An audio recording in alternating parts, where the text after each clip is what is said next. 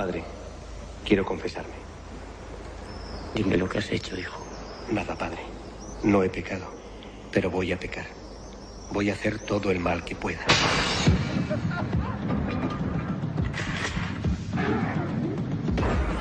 Necesito que me ayude a contactar con el demonio.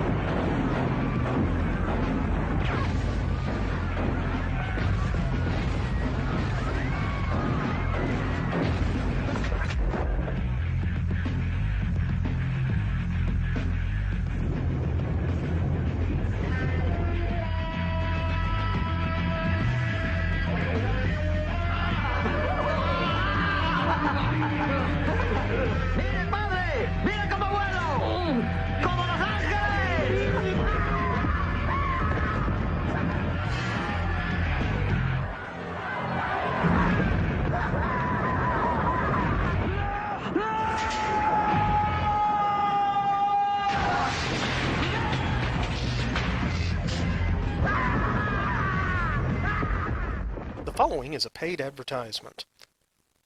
Really? A paid advertisement? Wait, the B-Movie Cast got paid? Yes, the following is a paid advertisement.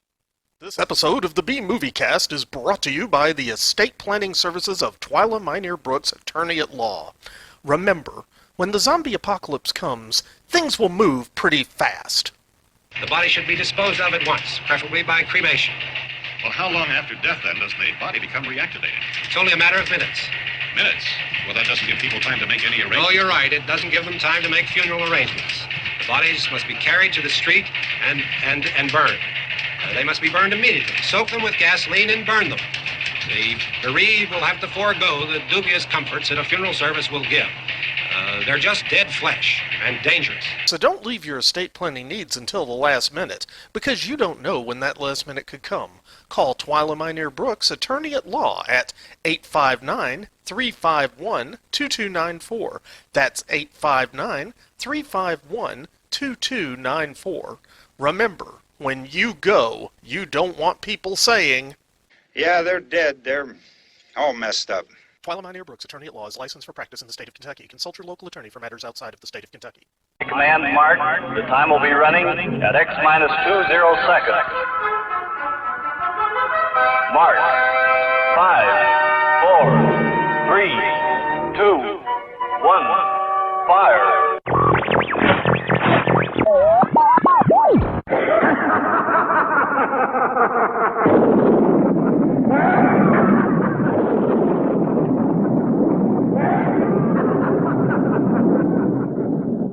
Spawned by the continuing decline and fall of society as we know it, and created on the second-floor spare-bedroom studio in the Piedmont of South Carolina. Podcasting on a shoestring budget and changing the world one freak at a time. It's the B-Movie Cast with your host, Vince Rotolo.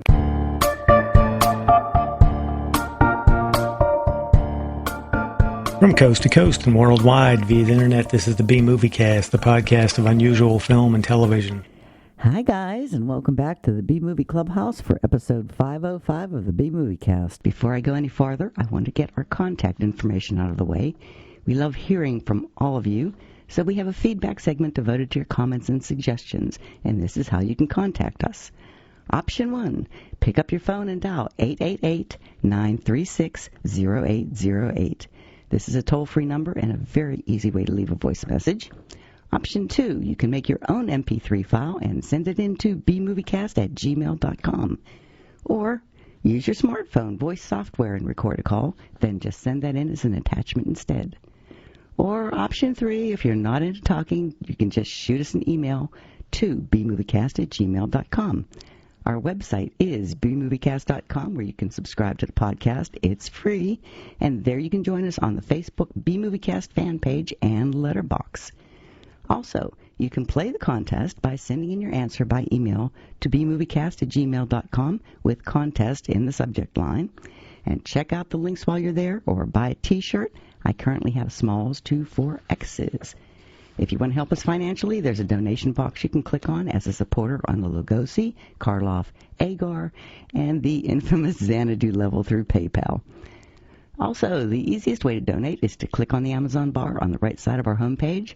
This Amazon link will take you to Amazon.com to make your purchase. It doesn't cost you anything, and you can still log into your personal accounts when you get there. It's completely private, so think about us before you buy online. We have our co-host from Lexington, Kentucky, author, editor, screenwriter, film producer, Nic Brown. He has a new website, and it is authornicbrown.com.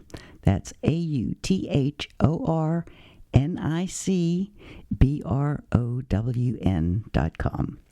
He's the author of the Werewolf for Hire series starting with Blood Curse. He's also selling a series of books in collaboration with his wife, Fiona Young Brown, called the B-Movie Cookbooks. All of these are available on Amazon. He has produced 3 movies. The first 2 are Wretch and Loss Prevention, both of which could be ordered on Blu-ray or DVD through Amazon. And he is also the producer of the award-winning film Fall of Usher, which is now available for purchase or rental on iTunes and Amazon streaming. Also joining us today is Juan from the Creepy Swamps. His new and improved website is up and running now. It's called fifthdimensionfilms.net. That's the number 5, THDIMENSIONFILMS.net. He has been a sci-fi horror convention fixture for 25 years now, selling everything from DVDs to posters and collectibles. He's done a documentary called Mexican Monsters on the March. It's a 6-part documentary describing Mexican cinema history, monsters, and, of course, Santo.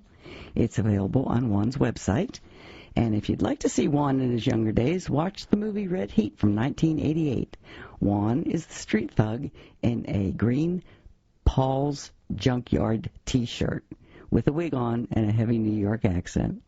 Today is a Mary pick. Thank me later. Or don't.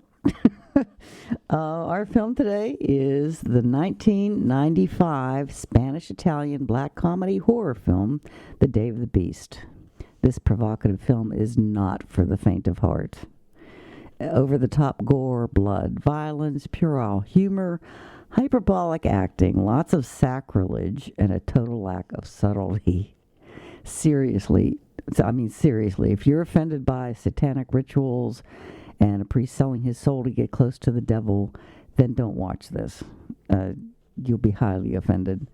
And by no means should children watch this. I mean, they shouldn't even be in the house. It includes some, not just one, but some extended scenes featuring full frontals of a relatively old, ugly, naked, pot-bellied, and uncircumcised man. How did I get into the film? And some other scenes I'm not going to describe. Oh, my God. Yeah. Okay, I'm going to cut you off for a second, Mary. Yes. The movie wasn't that gory. The movie wasn't that obscene. It was just not what you're used to. Well, You're making it sound like, you're making this sound like it was Dead Alive or something like that, which is possibly the goriest movie I've ever seen. Yeah. And it's not. No. Okay, it's not even on the scale with a Fulci movie, for example. Okay, it had some gore to it, though, I will agree. But it wasn't that bad. I think it's now, just the way the old director dude with did his it. wang doodle out was, that was kind of disturbing, but at the same time, it's just like, whatever. It was disturbing but funny at the same time. Well, that's what it was supposed to be. Exactly. Yeah. And I will go ahead and say, because Juan mentioned this at the beginning, he's like, hey, this was kind of a dark comedy. That's exactly what this is. Mm-hmm. It's a satire and it's a dark comedy. Yeah. And, I'm honestly amazed they got away with making it in Madrid. I know. In the 90s, because, Spain, very hardcore Catholic. Yeah. And for a long time, I mean, you could go to jail for sacrilege in there, in Spain.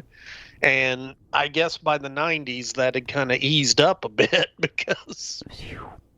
Yeah. Well, the film was nominated for 14 Goyas, which is their equivalent and it won of an 6, Oscar. as I recall. Yeah, including Best Director. That's what really surprises me. The fact that it won that many awards and never really made it over here. Well, Mary, the entire world has their own film industries.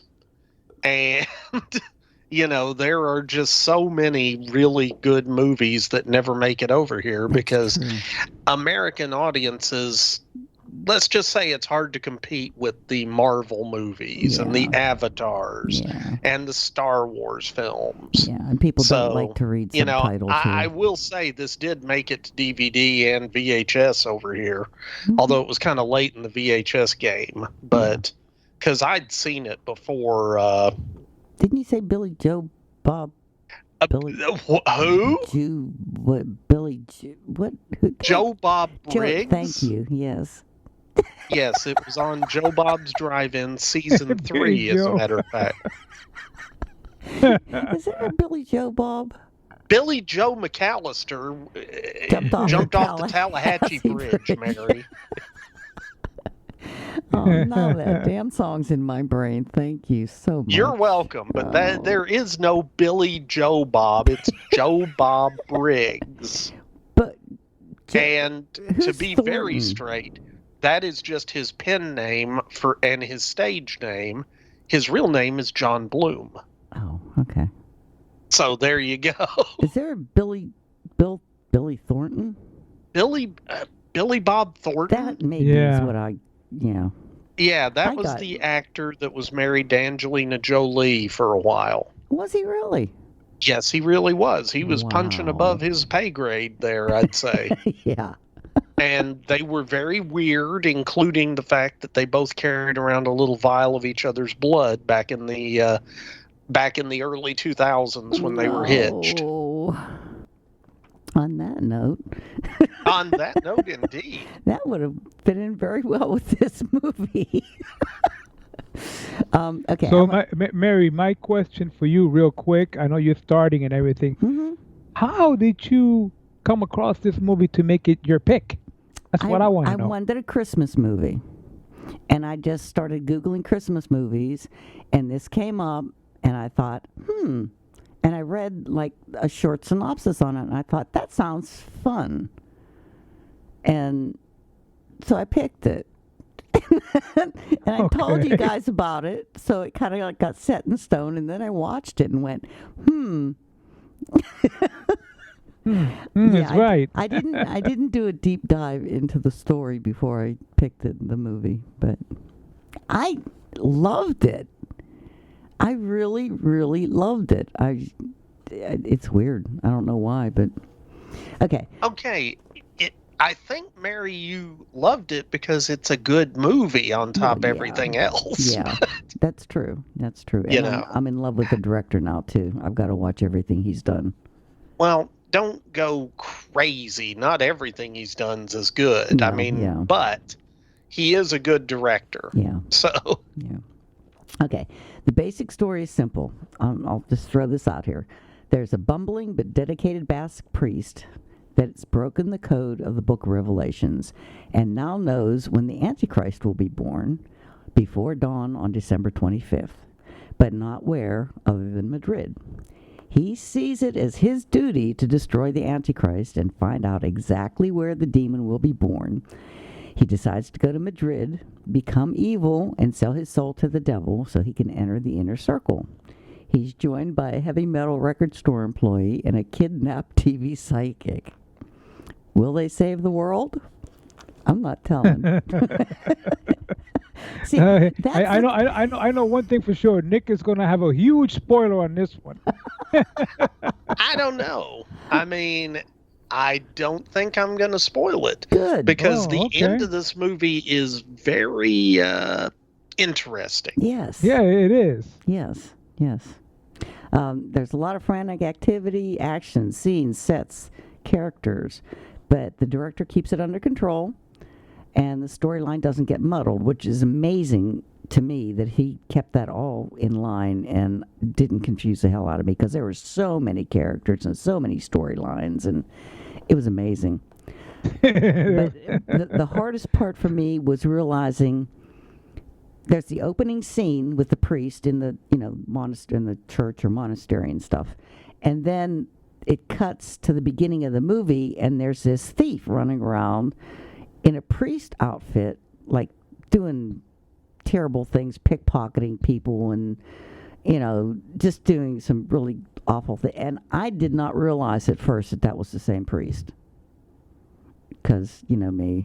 I was going to say, Mary, he gets off the bus, looks right at the camera. I know. And then is walking along, looking at the camera. Yeah, I know. But then he started doing all that stuff, and I'm like, is that the same guy? Because I really didn't pay really good attention to his face in the first scene. So I was like, yeah. But it was him. And I'm now in love with director Alex de la Inglesia. Say that for me, Juan. Okay, the director? Yeah. His name is Alex de la Iglesia. Alex from the church. It's what? Alex from the church. It really? Yeah, Alex from the church. Wow. His name is Alex de la Iglesia. Wow. De la Iglesia means from the church. Wow. And Mary, I'm going to throw you another one out there. He actually went to a Jesuit school. Mm-hmm. So, it's very possible that the priest character was modeled after somebody he knew. and I'm not kidding. I know. That's it is extremely possible. Now, keeping in mind, there's a couple of characters here named Alex. You got the main character is Alex. You got the director as Alex. And as wow. But I guess it's a typical Spanish name, Alex. It is a typical Spaniard name. From Spain. But the de la Iglesia is also considered. Well, that could be a surname. It could be a parental name, because like we have a secondary name. We carry our father's and our mother's name sometimes. So de la Iglesia could be his mom's name, or maybe his father, a surname, a secondary name, Well, that's what it is. His real whole name was Alejandro de la Inglesia Mendoza. Okay, there you go. So that means he's probably carrying his secondary name from his mom or his dad, because we do the same thing too, Okay, that makes sense. Mm-hmm. Okay, well, I watched it on Amazon Prime because it was free. But it was subtitled, and it had commercials, which I didn't know Amazon Prime did that, so that was kind of annoying. Well, not all of Amazon Prime does that, Mary, but they do have ad-supported. Some of their stuff is ad-supported. The reason why I will say this was ad-supported, Mary, because it was not a direct Amazon Prime streaming film. It was through the secondary streamer that they got. It's called Freeverse. They have Freeverse, and Freeverse you can watch free movies, but the majority of them are through you can watch them for free, but you got to watch the commercials. And that's part of the thing that Amazon has. You could actually, it's one of Amazon's apps that concurs with the Prime. So a lot of their movies from Freeverse are considered Prime films too, but with the commercials. Okay. The regular Amazon movies that are Prime, they don't have commercials. No. Okay. That's just the first one I ever ran across that had commercials, Yeah, so it surprised me. But I think it's on Shudder right now too, isn't it? Yes. Yeah, it is. As a matter of fact, it is. And if you stream it on Shudder, you can also stream it as one of Joe Bob's episodes. So you get all of Joe Bob's commentary throughout the film. Oh, okay. Which, his commentary usually has some pretty good insights about it. Yeah, you were telling me about that. There's a lot of, backstory. Well, let's put it this way. If you're really interested in a movie and Joe Bob does it, he will give you a deeper dive on it than you would get from just about anywhere else. Oh, okay. Okay. And so, when he did the episode, season 3, I think was last year, 2021 maybe, he covered it in pretty good, solid detail because, one of his episodes usually runs about 2.5 hours to 3 hours, and it was a 90-minute film. So that kind of tells you how much time he's spending, because he'll have maybe 7 or 8 breaks during the movie, and each one will be 5 minutes or more. So yeah, he actually is very. Now that you mention it, Nick, he is very intense and very deep into giving the dialogues and monologues and commentaries on the film more than per se Elvira when she does her movies and stuff like that. You know what I mean? He's more into it than Elvira is.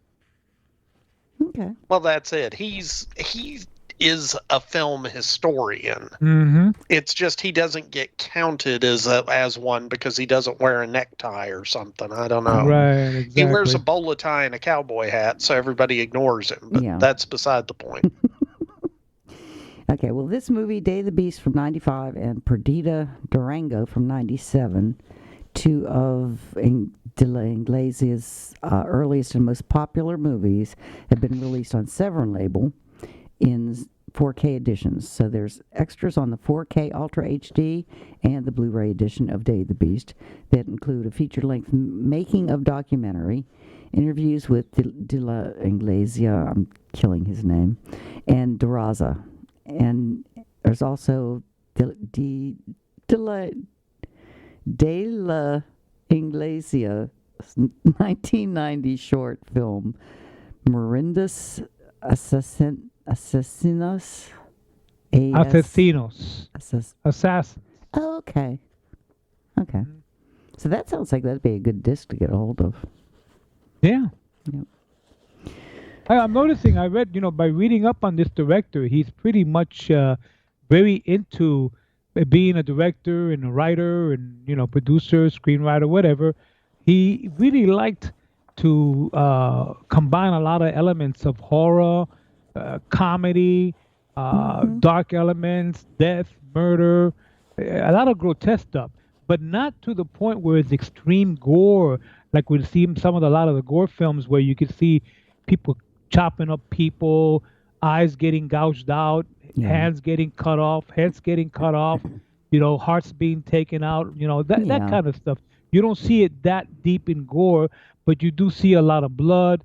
You see a lot of, smacking and hitting and, making the person a lot of pain and agony, in other words. So the grotesqueness of what he uses in his films. I guess he likes that. And that's the reason why he's well known as being a director for these kind of films, Well, his first film was supposed to have been really bad. Really? Gory. Bad. Okay. It's a good film, just gory bad. Mm-hmm. Sorry, I just thought I heard kitty and it freaked me out. Okay. So do we want to get on with the contest? Sure, let's do the contest. Okay.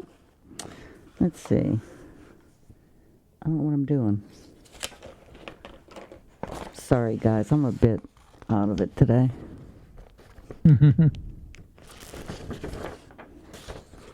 Quick backstory. Kitty's sick. I've had her to the vet twice this week. She now has a tube in her ear. It's stitched in there. Mm. And I don't do well with fur babies getting sick, so. Mm-hmm. And I just got her back from the vet about 3 hours ago when they put the tube in her ear, so she's downstairs knocked out. And when I thought I heard her come up here, I'm going like, how the hell did she get up here? But anyway, contest. The answer was Halloween 3 Season of the Witch from 1982. Yep. And the first prize was donated by Patrick Kelly. It's All right. a DVD of the movie Looper. Patrick says this 2012 sci-fi thriller does time travel right, with enough twists and turns to leave you scratching your head in perplexing and often chilling wonder. It stars Bruce Willis and Joseph Gordon-Levitt. They play the older and younger version of the same character. Jeff Daniels, Paul Dano, and Emily Blunt also star in it. And I've never seen that one, but I'm sure you guys have. I've seen it. It's a pretty good little flick. Okay. And the winner is... I'm just going to go to sleep right now. You guys can do the rest of the podcast yourself. Well, who's the winner? Philip Pine. Oh. Oh, Philip Pine, all right. He hasn't won in a long time. It seems like is he the only winner? He wins a lot. Does he? I didn't remember him winning lately a lot. I think he won last time too, but that's beside the point. Did he really? Oh, and by the way, Yeah. I just sent out the DVDs from the last episode today. The winners. Sorry. Wow. It's like I said, I've had contractors in here installing stuff all week, and then Kitty got sick, and it's just been chaos. So, okay. Our second prize is a DVD donated by Brenda McNeil. It's called Cry of the Werewolf. Ooh, I've seen that. Is it good? It sounded good. It's we pretty did good. a podcast on it, Mary. Oh, did we? Yes. We did the podcast on Cry of the Werewolf. Mary, why don't you just go to the website for the B Movie Cast, go to the search bar and type the name of the movie in if you want to know if we've done it. Because every time you ask me, that's all I do. Oh, okay. I did not even recognize the title.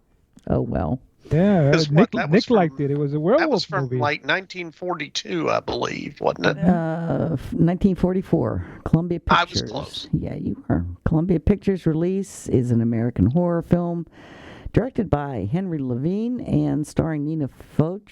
I have no idea how to say her name. Nina Foch.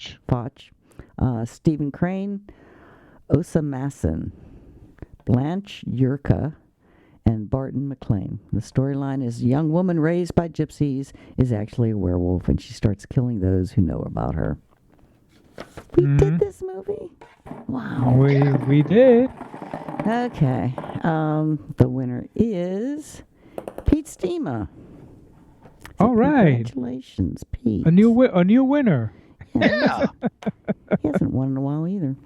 And that's the end of it because I didn't get it together to get any other movies this week. So listen, Mary, is this going to be like, is this podcast the Christmas podcast yes, that this we're is the doing? beginning of the Christmas. We're going to do this one and Krampus Oh, okay. All right, then. in a couple Yeah, weeks. because, if this was the only one that you're doing for the Christmas podcast and you're not doing another one, No, Krampus. I was gonna do a prize giveaway myself, but I guess we can wait till the next one. Well, Mark's doing the next one with us, Krampus. Oh, he is. Yeah. Okay. Yeah, and if things go the way they usually do, we don't do a contest because we don't have enough time because Mark talks so boy. much. Yeah, he does. So Okay. many stories. All right. Well, maybe I'll do a Christmas prize giveaway for this one. Ooh, okay. Cool. Sounds good. Thank you. And the winner is Marlo Brown. All right. From the Marlo Haunting- Brown. Now, how is Marlo Brown? Mhm. Is it female, male? He's a guy from Okay. South Texas. Oh, Yep, he has never down in won Texas. Yes. I want to He's say he's never- down he- in the he- San Antonio area. Yeah. Okay, he's never won. Is this the first time he's won? He hasn't won in a while, but he's won before. Oh, okay. All right. Then, Cool. yeah, I got a real good one here. It's not a Christmas movie, by the way, but anyway, it's a good old. You know me. I go back in time to the 30s, the 20s, the early horror stuff that I love so much. Mm-hmm. And I am going to be giving a Christmas prize giveaway of the 1929 and the 1937 Todd Browning's 13th Chair horror film. Ooh. Okay. Wow. It's a double feature, and the 1929 version has Bela Lugosi in it. It has Conrad Nagel and Leela Himes from 1929, and it was produced and directed by Todd Browning. And then there's the 1937 version, which is the remake of the 29 with a different cast, and then and the 37 version it's got Madge Evans, and it's got Louis Stone playing the inspector.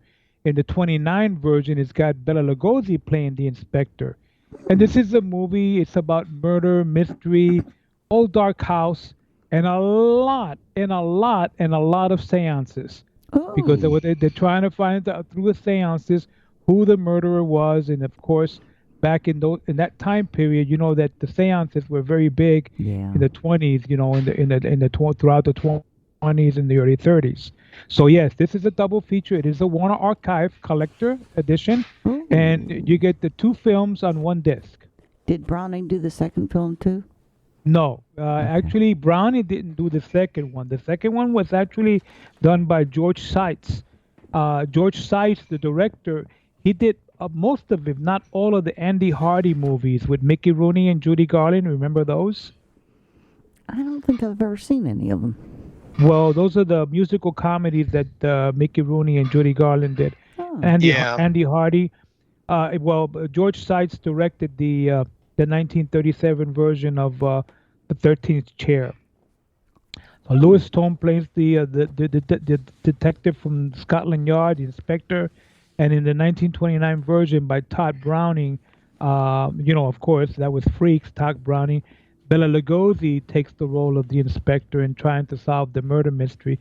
They're two very good films, believe it or not. I mean, even the 37 version, it's very, very good. It's got a lot of old dark house themes. A lot of that mystery, horror, noir stuff, and murder and whodunit type stuff. So yeah, they're very good. So you get two films on one disc. Cool.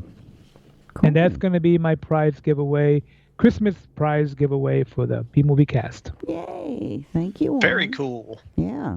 Okay. Just send me the information when you can. Okay. Sounds good. Okay. Now on with the movie. Day of the Beast.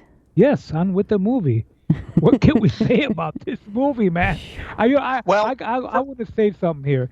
I've never seen so much. I mean, to me, you know what it felt like to me, believe it or not? It felt like a Laurel and Hardy comedy in a way, with the guy, the metal guy, what's the Angel or whatever his name was. Yeah. He got a liking to the priest.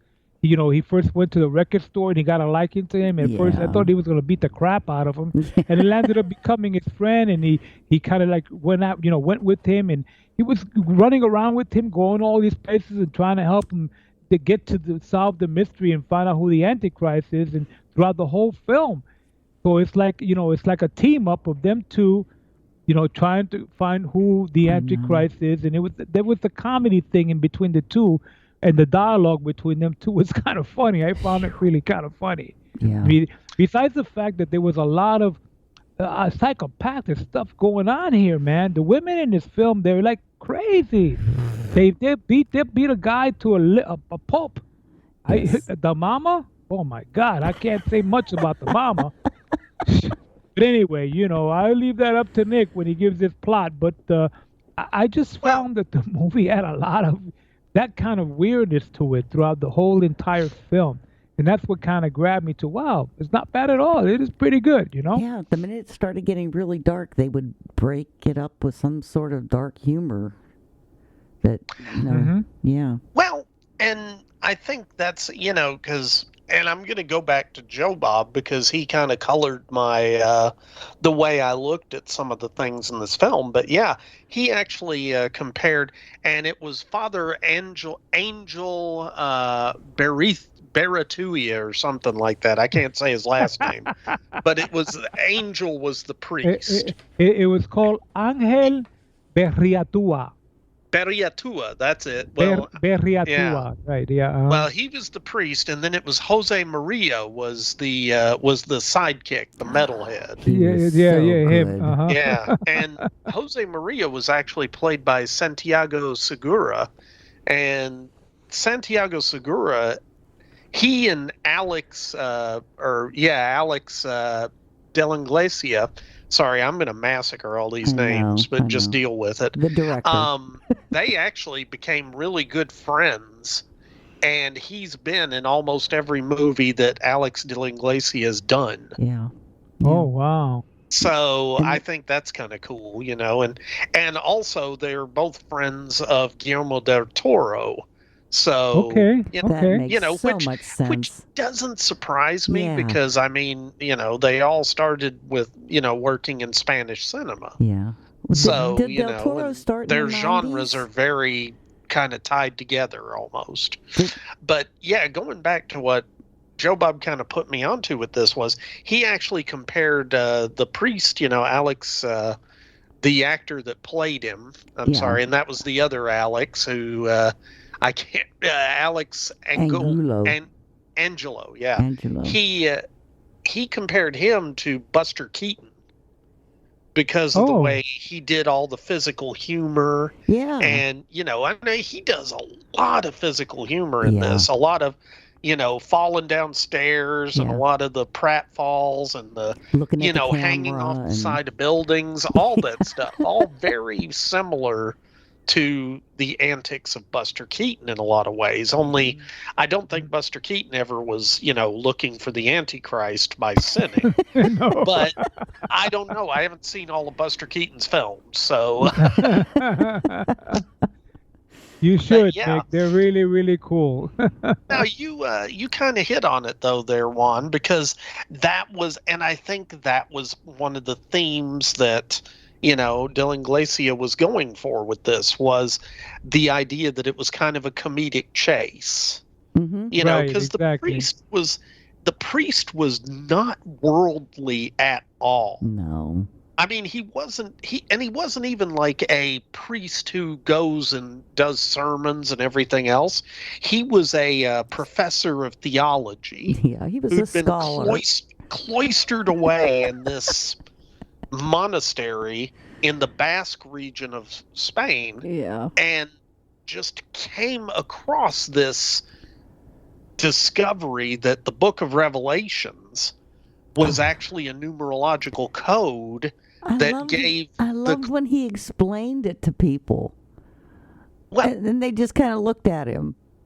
Well, yeah, and because think about this, Mary. If you go up to somebody and you say, "Oh man, I love those old movies. I love the old Flash Gordon films with Buster Crabbe," Mm-hmm. right? Mm-hmm. Okay, everybody here knows who he is, right? Yeah. Okay, now imagine you did that to a 20-year-old. True. Okay? Yeah. Or hell, anybody hardly anymore that doesn't listen to this podcast. It's just not something that's in their frame of reference. Yeah. And he really had no concept that not everybody was studying this stuff. Yeah. It comes out in the movie. He had never watched TV until he's in Madrid looking for the Antichrist. Yeah. And that's part of what's so adorable about him. When he literally takes a bus into Madrid, gets off the bus, and just the whole opening credits is just him walking around Madrid, figuring out how to commit sins. And they were such mild sins. I don't know. Some of them were mild. kind of gruesome, but like there's a mime that probably ended up in the hospital. And I'm not going to describe anything else beyond that, but it's an awesome and awesomely unexpected gag. Yes. That happens. So many good gags like that in this movie. And yeah, I mean, okay, he's walking down the road and there's been a terrible car accident. And a guy's been thrown through the windshield of the car, and he's laying on the hood of the car, and a cop grabs the priest and brings him over to the guy to give him the last rites. And what does he do? He steals the guy's wallet and then tells him that he hopes he rots in hell as the guy is dying. Yeah. I know, And the idea here is that Angel gets this thing in his head that the only way he's going to be able to figure out where the Antichrist is going to be born. He's narrowed it down to Madrid, and he knows exactly the date, but he doesn't know where in Madrid. And so he figures that the only way he's going to find out is if he becomes super evil and is then able to sell his soul to the devil so that he would be admitted to the cult. And then I guess when you join Satan, you get a membership card that includes the address of where the Antichrist will be born. I mean, that seems to be his thought process. Yeah, I know. And I'm not going to say it was a terrible idea because I'm not going to give away the end of the film, but, it kind of leads him where he needs to go for most of the movie. Yeah. But at the same time, it's just such a weird idea that this priest would get in his head that I've got to become super evil to join the devil, and then that will allow me to find the Antichrist so I can stop the birth of the Antichrist, which... going to this is one of the things that I had a little trouble with. He's a Jesuit, he's a Catholic priest. Why did he want to stop the book of Revelations? Because in theory, all of God's children are going to be raptured up, and that's going to be that. So they're not going to be around for the actual tribulation. When the Antichrist is here, the God's children won't be here. So it doesn't matter anyway. If he's one of God's child, he won't be here for the tribulation period of the Antichrist. Exactly. And, so it's one of those things where it's biblical prophecy that the Antichrist will be born. So if you're a priest, isn't it kind of going against God's will to oppose that? I mean, and now I'm going down a dark road of theological questions that I really don't feel like digging into. But I just had to bring it up because I just thought that was sort of a strange thing also. But whatever the case, he ends up partnering, as you mentioned, with a metalhead, and that's Jose Maria. And Jose is actually, he works at a heavy metal record shop. And the priest wanders in because he sees a display of all the devil music, and there's like Iron Maiden in the window and all that, and they've got the the devil horns, and he's like, this will lead me where I need to go. And so he goes in there and he meets Jose Maria, and Jose Maria is just fascinated with this guy. He's like, this guy's cool. He likes metal. And, he's playing the records for him. He's playing them backwards. And, and he ends up recommending a boarding house where he lives. And it turns out it's the boarding house that his mother owns. And he recommends to Angel that he stay there because he doesn't have a place in Madrid. I love Angel. I think he did this so well. And wasn't he in Blade 2 and Hellboy and Hellboy 2 and Pacific Rim and my goodness, Mary, did you Google him? I Googled him. Yeah, he actually went on. He broke out of the whole Spanish movie thingy and made it over here. I mean, didn't make it big, but Well, he still and has my time. question would be, do you consider that to make him a success or a sellout?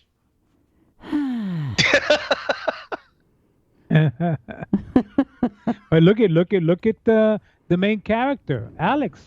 I mean, he, Guillermo del Toro did a few meals, and he picked Alex Angulo to be in some of Guillermo del Toro's films. Because the Spanish films are basically the theme, and del Toro was very well known for directing a lot of Spanish films. I think Pan's Labyrinth was one of them back in 2005 or 2006, whenever that movie came out. Yeah. And Angulo was in that film. It's like a crossover, and he also used Serrano. He used the Segura, Santiago Segura, also utilized him in some of his films. So basically, a lot of the cast that's in this movie, actually Del Toro chose and picked for some of his films later on, in the early 2000s or whatever, Mm-hmm. But he was his role was very, very good. It was kind of funny. It was kind of, you didn't know which way he was going to go. For a minute, you would think that Jose Maria was gonna kill somebody. The way he was, either the priest or somebody would have just. We had that knife and everything. Oh, he's gonna kill her. He's gonna kill her. He's gonna stab her, chop her up, or do something. But none of that happens. I know. It was like he's big teddy bear, but he just looked vicious or something. Well, think about this, guys. He was a very naive priest who had spent his whole life studying the Bible. Well, no, we're talking about Santiago. At one point, Jose asks him, "Well, you don't watch TV? What do you do at night?" And he just says, "I pray."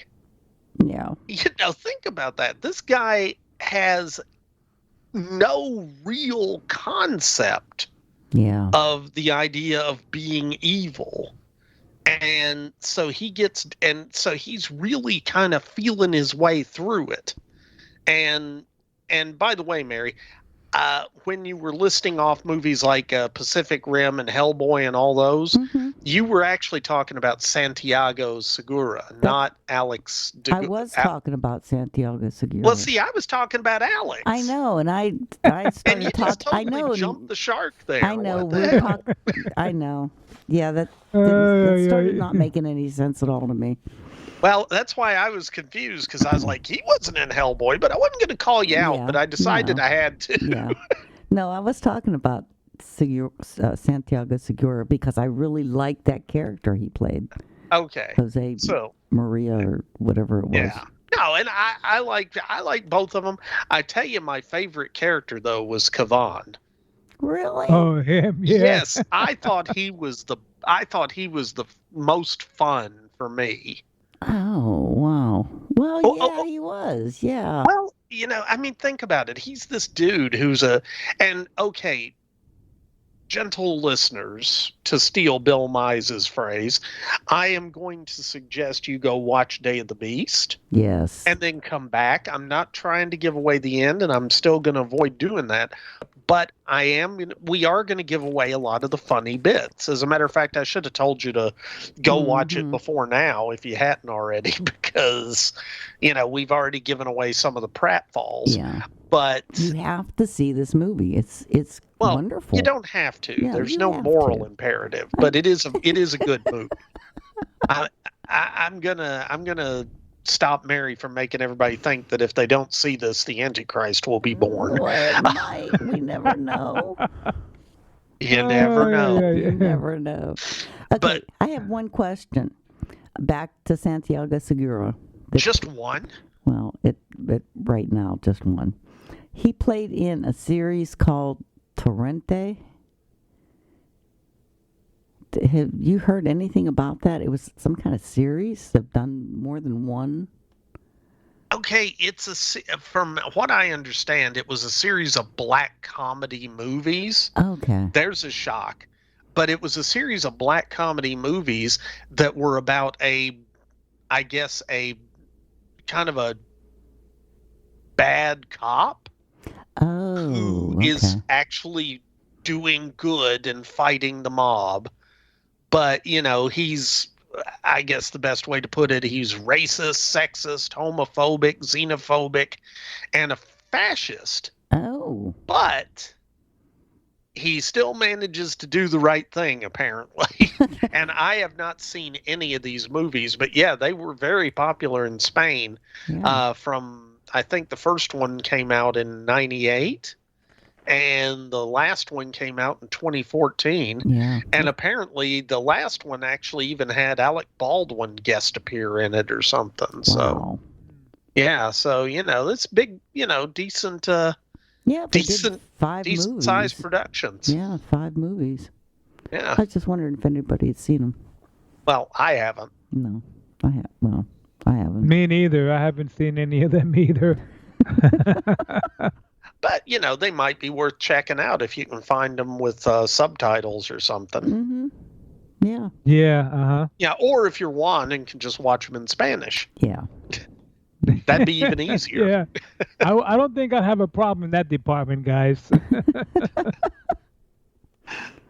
Hey, now what about real quick? I want to talk about, there was the one scene in the film that really got to me because I actually watched, I don't know, Nick, if you remember the 2004-3 movie that came out. It was called Possessed, and it's actually the true story of the possession of the boy that the movie The Exorcist was William Peter Blatty did the film of The Exorcist based on the true story of that the boy that was actually possessed back in late 1949, 47. So there's a little boy in this movie that gets possessed, and they were showing it, and it seems like when Cavan was in there, he was like trying to exorcise the devil out of him, and you're thinking, well, wait a minute, if this guy's supposed to be the Antichrist, why is he excising the little boy? You know what I'm thinking? Like that way, and it's like that was a little cheesy there because they was trying to make fun of maybe Linda Blair spewing up that green stuff in the bed and moving up and down and everything. So I said, oh look, they're trying to make a rip on The Exorcist.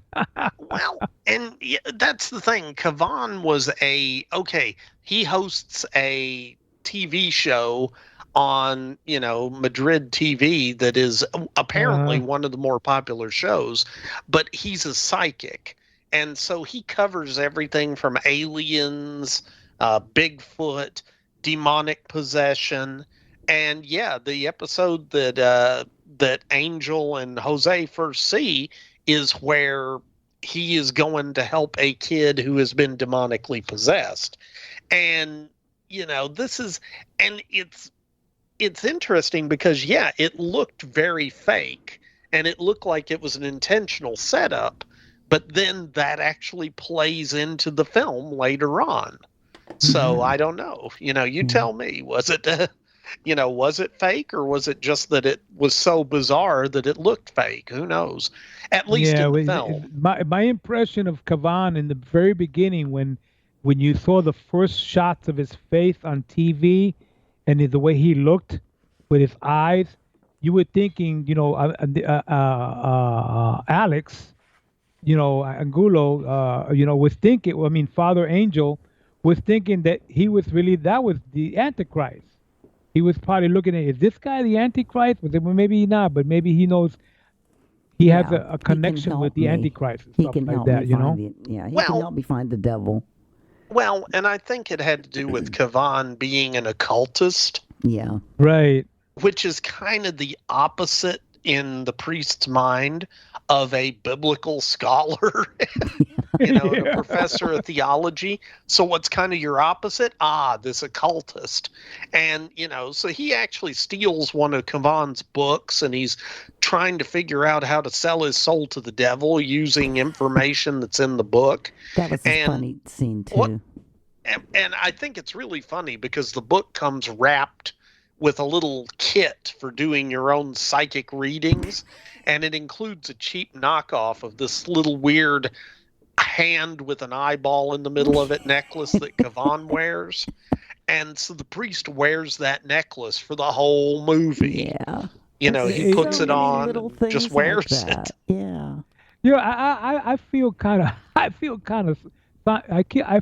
bad, kind of sorry for Cavan, man, he gets jacked up throughout the rest of the movie, man. I've never seen a guy get jacked up like him. You know, get beat up, blood, your head thrown, tied up. I mean, the guy was like, wait a minute, you know, you got the wrong guy. I'm only trying to exploit people for their money with this show. I'm not in any way connecting with the Antichrist, but you know, then through the whole movie, after he gets tied up and he's like caught up with the other two, and he's like stuck with them to the very end. You know, he it's like, becomes well, a wait believer, a minute, though. Well, that's it. He goes from being an extreme skeptic, which is funny because, you know, when Angel first meets him, Angel goes to his house and is trying to convince him. And the guy's like, yeah, come see me at the studio tomorrow or Monday, you know, because he's waiting for his girlfriend to show up. And, you know, and he's trying to get rid of Angel, and Angel's not having any of it. And so he ends up beating Kavan up and tying him to what looks like a big bronze statue of a Cheshire cat. Yeah. You know? And during that time, he is trying to convince Kavan about this biblical prophecy and get Kavan to tell him how to summon the devil so he can sell his soul. And it's interesting because that's what kind of leads to some of the capers that kind of run the movie. Yeah. Is some of the capers that Angel has to do in order to properly do the ritual to sell his soul to the devil so that he can stop the Antichrist from being born. And you know, there's also, I'm going to say it, there's also an unspoken implication that he's going to kill a baby. Yeah. And that's pretty weird too. Yeah. So, because if he picks the wrong baby, that just means he just killed a baby. Yeah, and you know, this movie really pushes a lot of buttons, and I could see it being extremely controversial when it came out. But at the same time, you guys are right. It's also a very good film. So you know, I guess it makes it makes up for its controversy with the fact that it's just very well made and well acted. So let me ask you this, Nick. Would you consider this film to be a quote unquote traditional Christmas movie? Absolutely not. But it's as much as Die Hard is. Okay. Whoa. I mean, it just happens to be set at Christmas. No. We ain't going there, Mary. You are not going to try an un-Christmas Die Hard. I'm not going to un-Christmas Die Hard, but there is much more Christmas in Die Hard than there is in this movie. No. Oh, yeah. No, they had that huge street Ho, ho, scene. ho, now I have a machine gun. That's all I got to say. How many times did Kavan put on the Santa hat? Didn't happen. How many Christmas parties were there? There was that big giant even went to the street. Nakatomi Plaza building, Mary. There was a street It is not festival. a Christmas movie until Hans Gruber falls off the Nakatomi Tunnel. Well, There you go. Somebody else fell off of the it's not a gate Christmas of Europe movie Towers. until Chevy Chase slides down the hill with the sled. Or the gate of Christmas Europe Towers. Somebody vacation. fell off of those. The twin office buildings. Oh, excuse me. See? I'm busy not listening to you, Mary, know. because you're trying to de-Christmas Die Hard. I'm not de-Christmasing Die Hard. I'm trying to Christmas this one. I actually know you're not, Mary, but I really do like winding you up. Oh, stop it. You know, but going back to what Juan asked, I don't consider this a traditional Christmas movie, but then again, I don't consider Die Hard a traditional Christmas movie. Right. That doesn't mean it's not a Christmas movie, though. Right. You know, a traditional Christmas movie is a film like the original White Christmas with Bing Crosby, where being a white Christmas also means it's filled with racism. It's awesome. It's a Wonderful Life. It's a traditional Christmas movie. That is and I hate that film. Do you really? Oh my God, I hate It's a Wonderful Life. Wow. Yeah, I know. Every time I watch it, and I don't watch it often, all I think about is, wow, this poor guy is denied everything he wants just to make the rest of the town happy. and none of them are really grateful. And I don't care if there's a bit of redemption at the end. I still think he should have just given the bird to the whole town and left. Okay? That's me. He should have. Well, Mary, there's still $2 in the bank. We're good to go. No, shut up and leave town, Jimmy Stewart. Do what you want to do, you know? But that's the way they thought back in the 50s. Sure it is, Mary. You just tell J. Paul Getty that. I'm sure that's how he was thinking. I've got to help my fellow man. That was Rockefeller, too. Oh, boy. Oh, yeah. All the robber barons, all they did was steal money from the poor and give it to the poor. Yeah, right. Oh, Lord. We've really gone down you a have rabbit put hole. me on a soapbox, Mary. Yes. I hope you're happy. No. So let's see. What have we determined? Let's see. Nick I love this Nick director. thinks white. Let's see. Nick thinks White Christmas is racist. Check. Nick hates It's a Wonderful Life. Check. Nick thinks Die Hard's one of the best Christmas movies ever made. Two big check We marks. all know that one. Yeah. Okay. So there you go, folks. And I will not be dissuaded from my opinions. But everybody can try now. Go. Okay. Okay. So anyhow, Inglesia, back to the Day of the Beast. the director. I love him. He's a former comic book artist. That's how he started out. Yeah. I think that's really great. And I kind of get the flavor of it's kind of being a comic book. You know, the weird humor that's in it and the bigger than life characters that are in it. And he sold the rights to an American to do a remake. And he was supposed to direct it himself. Okay. But that didn't happen. Then he got offered the director's chair for Alien Resurrection 1997, but that one didn't work out either. So that's when he did Perdita Durango. Okay. Which is that movie that's on the set of DVDs that I was talking about at the beginning. Yep. They're supposed to be really good.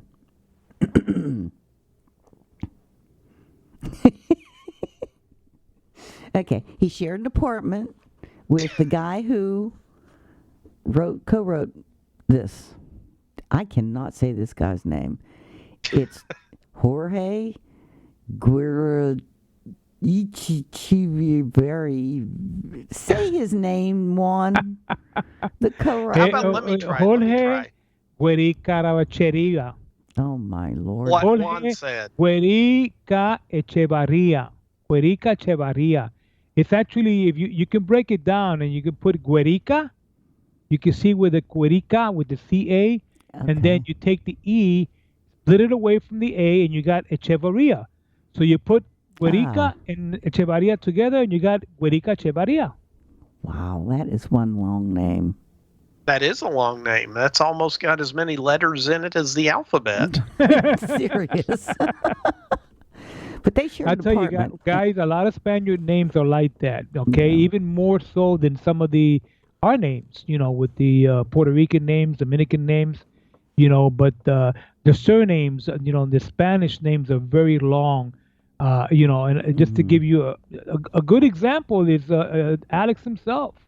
You know, I mean, the main character in this film is Alex. He's under Alex Angulo, but his actual name is Alejandro Angulo Leon. But if you add his surname, his parental name, his father's name, secondary name, he could have another name added on to Alejandro Angulo Leon, de la Roca, de la Guerica, de la something, you know, so that could make all that a real long name, if you know what I mean. Yeah. So yeah, that's how some of the names are. Sometimes you got to break them down into 2 or 3 and then separate them, and then you'll be able to put them together and pronounce the name. That's what I do. I had a hard time when I was working at the nuclear plant when people would come in from other countries and you'd ask them for their last name and they'd just look at you because it's so foreign in some countries. There is no, the last name, you had to say family name instead of last name. Mm-hmm. Because their last name, the last name in their string of names wouldn't necessarily be the family name. Mm-hmm. You know, it was just really confusing for me for a long time. It still is now. It's a good thing I'm not working there anymore. I guess so, and that's why the nuclear plant is still not exploding. This is true. That and all nuclear plants, I hear, have finally introduced a contingency for killer bees. Okay. See, Juan doesn't appreciate that because he doesn't remember the swarm from 1977. Of course I do. What are you talking about, Nick? There's a whole line in there where Richard Chamberlain goes, of course. He's talking to Jose Ferrer, and Jose's like, yeah, we have planned for every contingency. And he just looks at him and goes, have your contingencies included killer bees? You know, I was always going to ask if there was a contingency for killer bees at the plant, and I never did remember to ask. Well, too late now, isn't it? Yeah. Because as I understand, there's a shoot-on-sight order for Mary Bertolo. No, there's a Mary Bertolo's not going to walk on that site again anymore. Same difference. Yeah, same difference. Okay, somebody tell me about Pedro Almodovar. Almodovar. He's one of Spain's most famous directors. Okay, I have no knowledge about him. Okay. What am I supposed to tell you? He's like. You're talking about Pedro Almodovar. Yeah, that one. Yeah. Almodovar. Okay, so he's a really, really big director over there in Spain.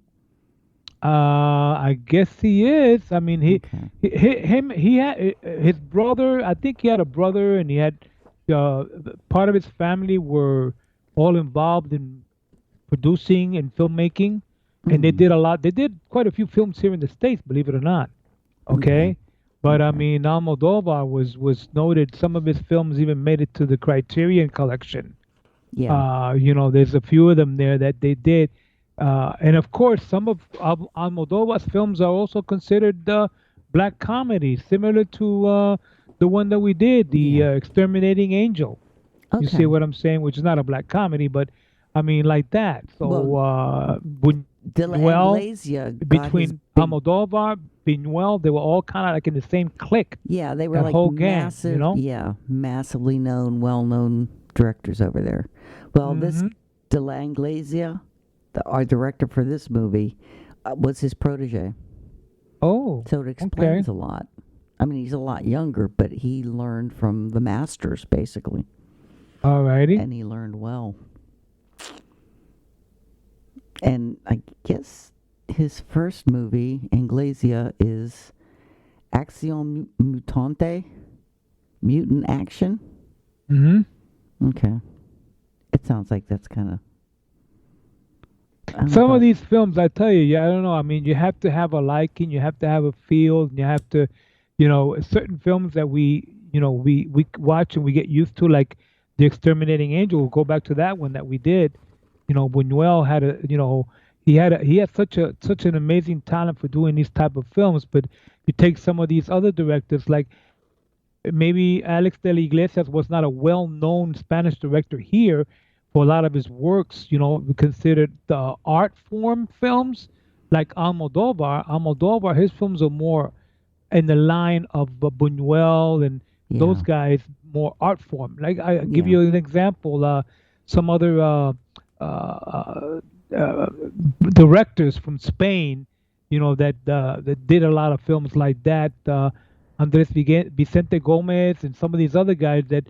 Ferrero, the novelist directors that did a lot of movies on the side like that over there in Spain. A lot of these films never made it here. They never made it, but some of them did make it over here to the States and became art films. They're considered art films, Yeah. Well, I guess Inglesia... So, I don't follow up a lot on these guys because, I mean, if they didn't do the kind of stuff I like, the horror, the sci-fi, and a lot of the early silence, pre-codes, murder mysteries, and things like that. I love art films. Don't get me wrong, and I love Buñuel's films, and I like a lot of the other stuff that the Russian directors did. There's a lot of Russian directors. I love their films too, as a form of art films, you know. And but it's just that, you know, which are the ones that make it as hits, and which are the ones that doesn't make it as hits. Yeah. You know. Well, it sounds like Almodovar had his own producing company over there. Deseo. Oh, okay. And he is the one that sponsored Inglesia's first mutant action film, which is a blend of superheroes and freak show gore. And I guess Inglesias wanted Almodovar to produce this movie, Day of the Beast, and he wouldn't do it because he was really superstitious and he didn't want to be in a movie that involved the devil. Ah, okay. But then in 2001, Almodovar produced The Devil's Backbone, so I guess he changed his mind somewhere along the line.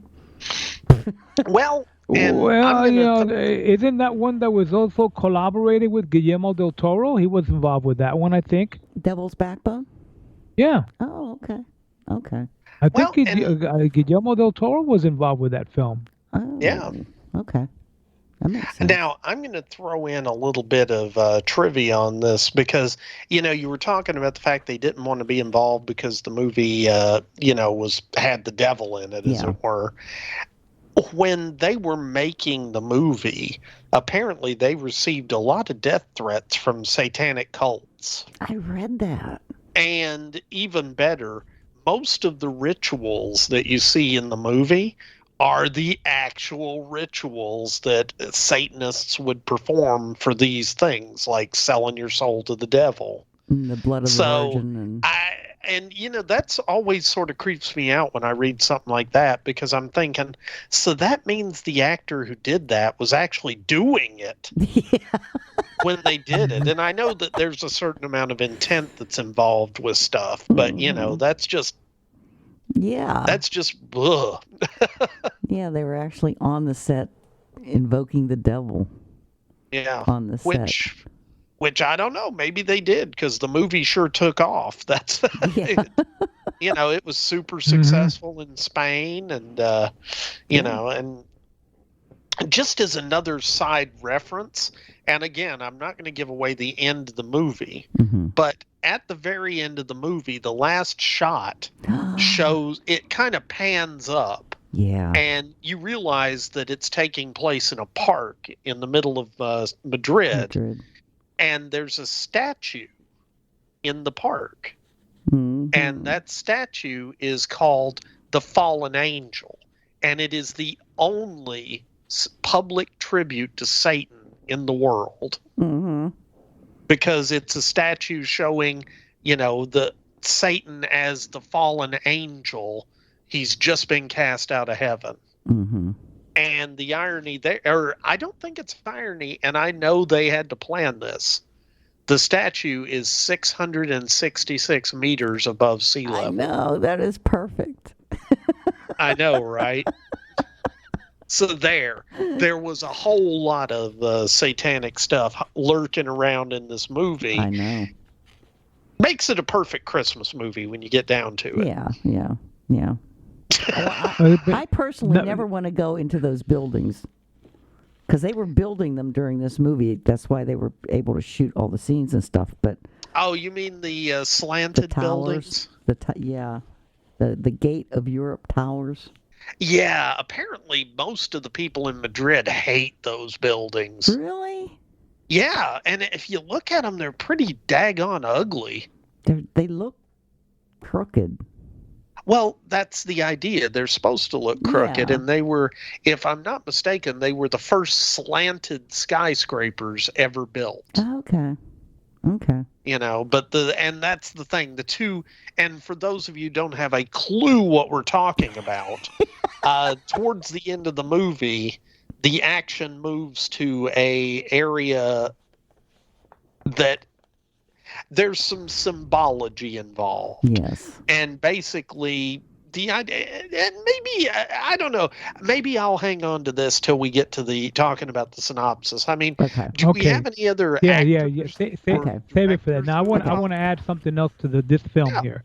There's actually Mary got psyched up to do this, picked this out as one of her picks. So now, Mary, you're going to have to search the actual documentary that was done from this film. That was like maybe 15 years later.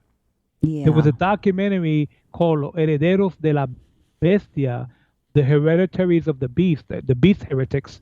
It was a Spanish film done in 2016. Okay, it's a documentary directed by Diego Lopez and David Pizarro, which was released in May of 2017, and it is the documentary about this movie we're talking about, The Day of the Beast, the Alex de la Iglesias. I wonder if that's the same documentary that's on that Severin film release. I don't know if it is or not. Because there is a documentary on the making of this movie. Yeah. It's a most of the cast members are in that. It's called a feature, full-length feature making of documentary. So that might be on that Severin Blu-ray. It's a documentary about the film. Yeah. I don't know if it's about the making of the film, but it's about the entire film, the documentary from this film by Alex de la Iglesias. Okay, and then all of the cast members are actually interviewed in this documentary. They're in the documentary except for Alex Angulo, who died. Yeah. I think he died in 2014, and believe it or not, he died in a car crash. Oh. You know, and it's funny to say that in the first part that Nick mentioned about in this film, with that guy in the crash, the car, and he goes up to him and stuff and steals his wallet and he tells rot in hell. Yeah. You know, it's kind of like, wait a minute, you know, and here Angulo dies in a car crash in 2014. But anyway, he never makes it to the documentary. So it was released in Mexico, actually, in Colombia and in Argentina, in different cinemas as a film festival. And they categorized it as like a zombie film.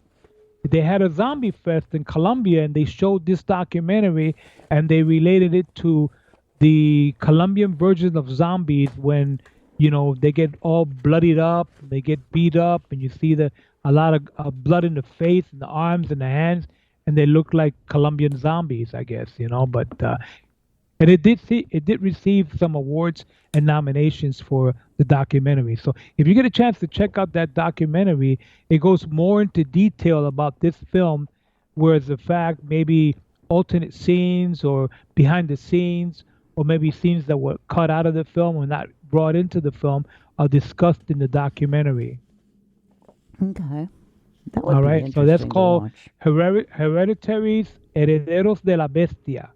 Herederos de la Bestia. He actually was an actor.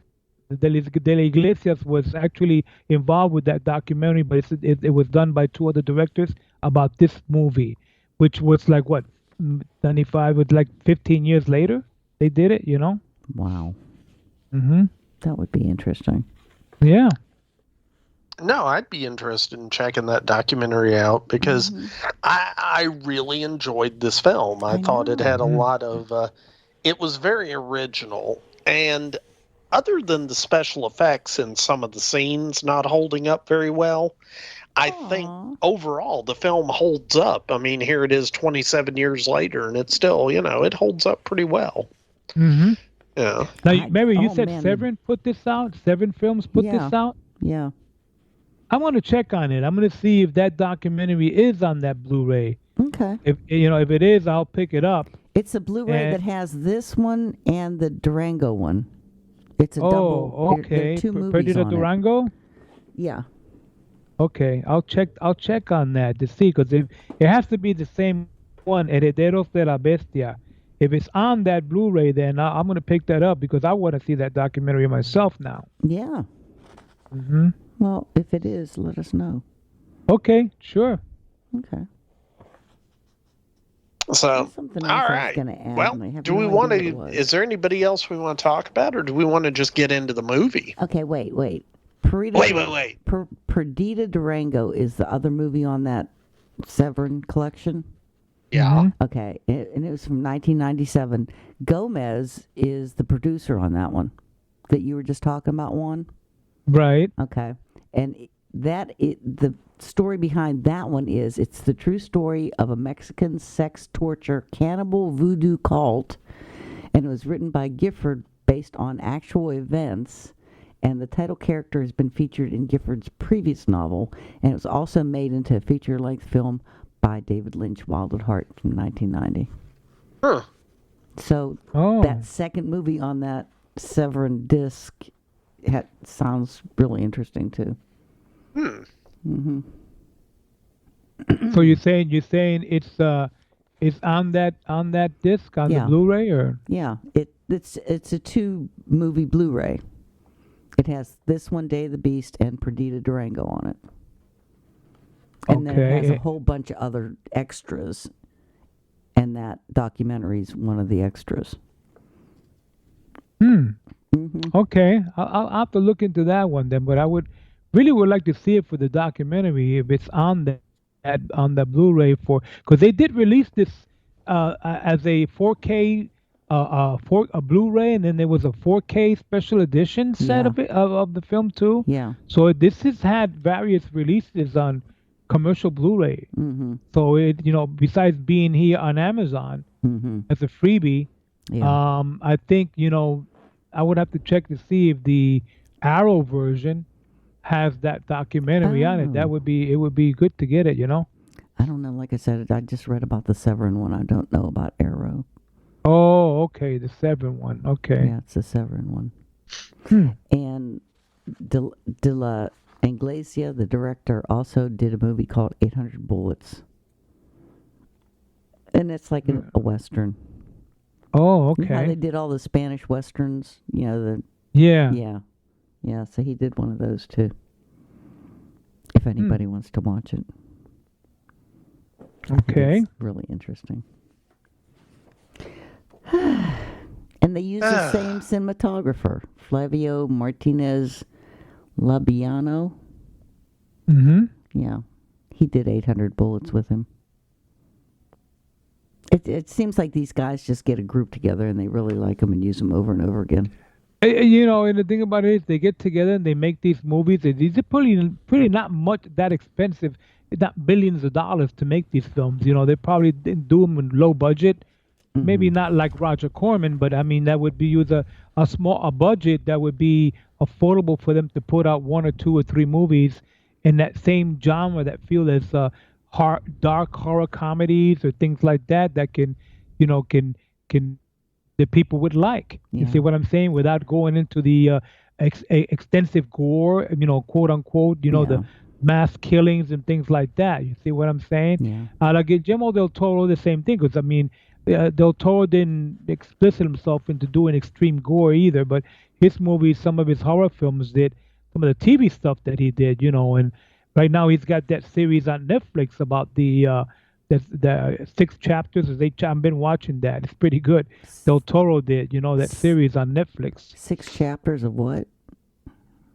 The series it's Guillermo del Toro's Cabinet of Curiosities. That okay. one. That okay. one. Yeah. I'm already on episode number 4, and they're pretty cool, man. It's like I said, that's Del Toro, his way of saying, well, this is how I explain and do the horror to the extreme, not to the extreme. But some of those episodes have a little taste of this movie in them. They do. Well, I read them somewhere where this movie was made for, oh Lord, 311 million pesos in not dollars. Right in 1995, and it grossed in 1995 4 million euros, which today equals like 7 million euros. So this movie did really well other places. It just never hit here for some reason. No, it never made it big here, but it's grossed a whole lot of money. I mean, what is a euro now worth? Little over $1. Oh, okay. Oh, really? Yeah. Okay. The euro and the British pound have both kind of fallen recently against the dollar. Oh, good reason to go over there and visit right now. Well, it is, except it's cold and nobody has heat. What do you mean nobody has heat? Mary, if you like this Mary, director, have you not heard about the war in the Ukraine and the fact that Russia has cut off their natural gas supplies to Europe because Europe won't buy the natural gas, and because of that, heating has quadrupled in expense? In England? In Europe. Oh, okay. All of Europe. And England, despite the fact that they left the European Union, England, the UK is still considered part of Europe. Yeah.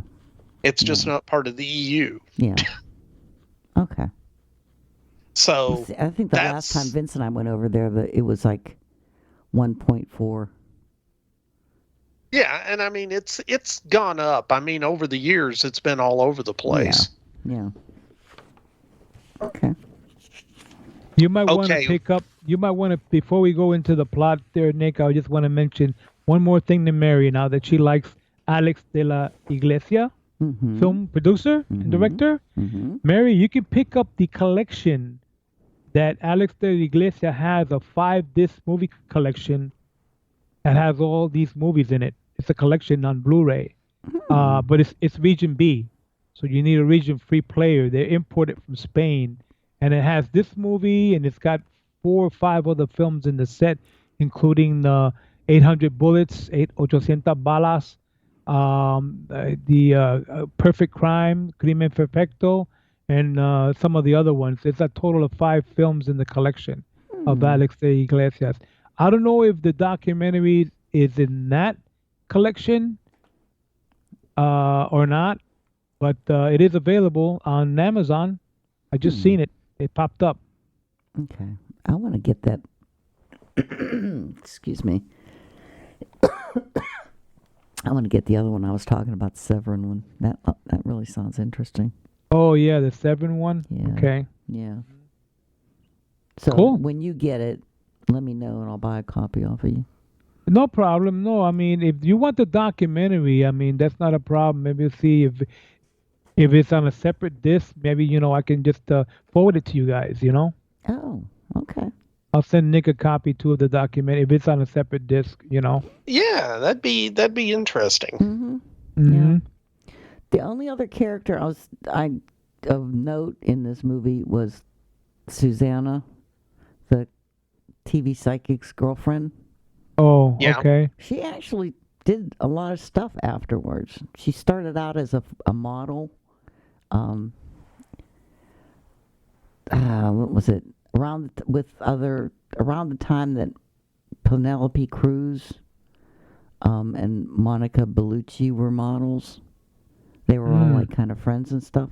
But she's done The Postman, The Sopranos, The Post Transgression. She's done some other fairly decent movies.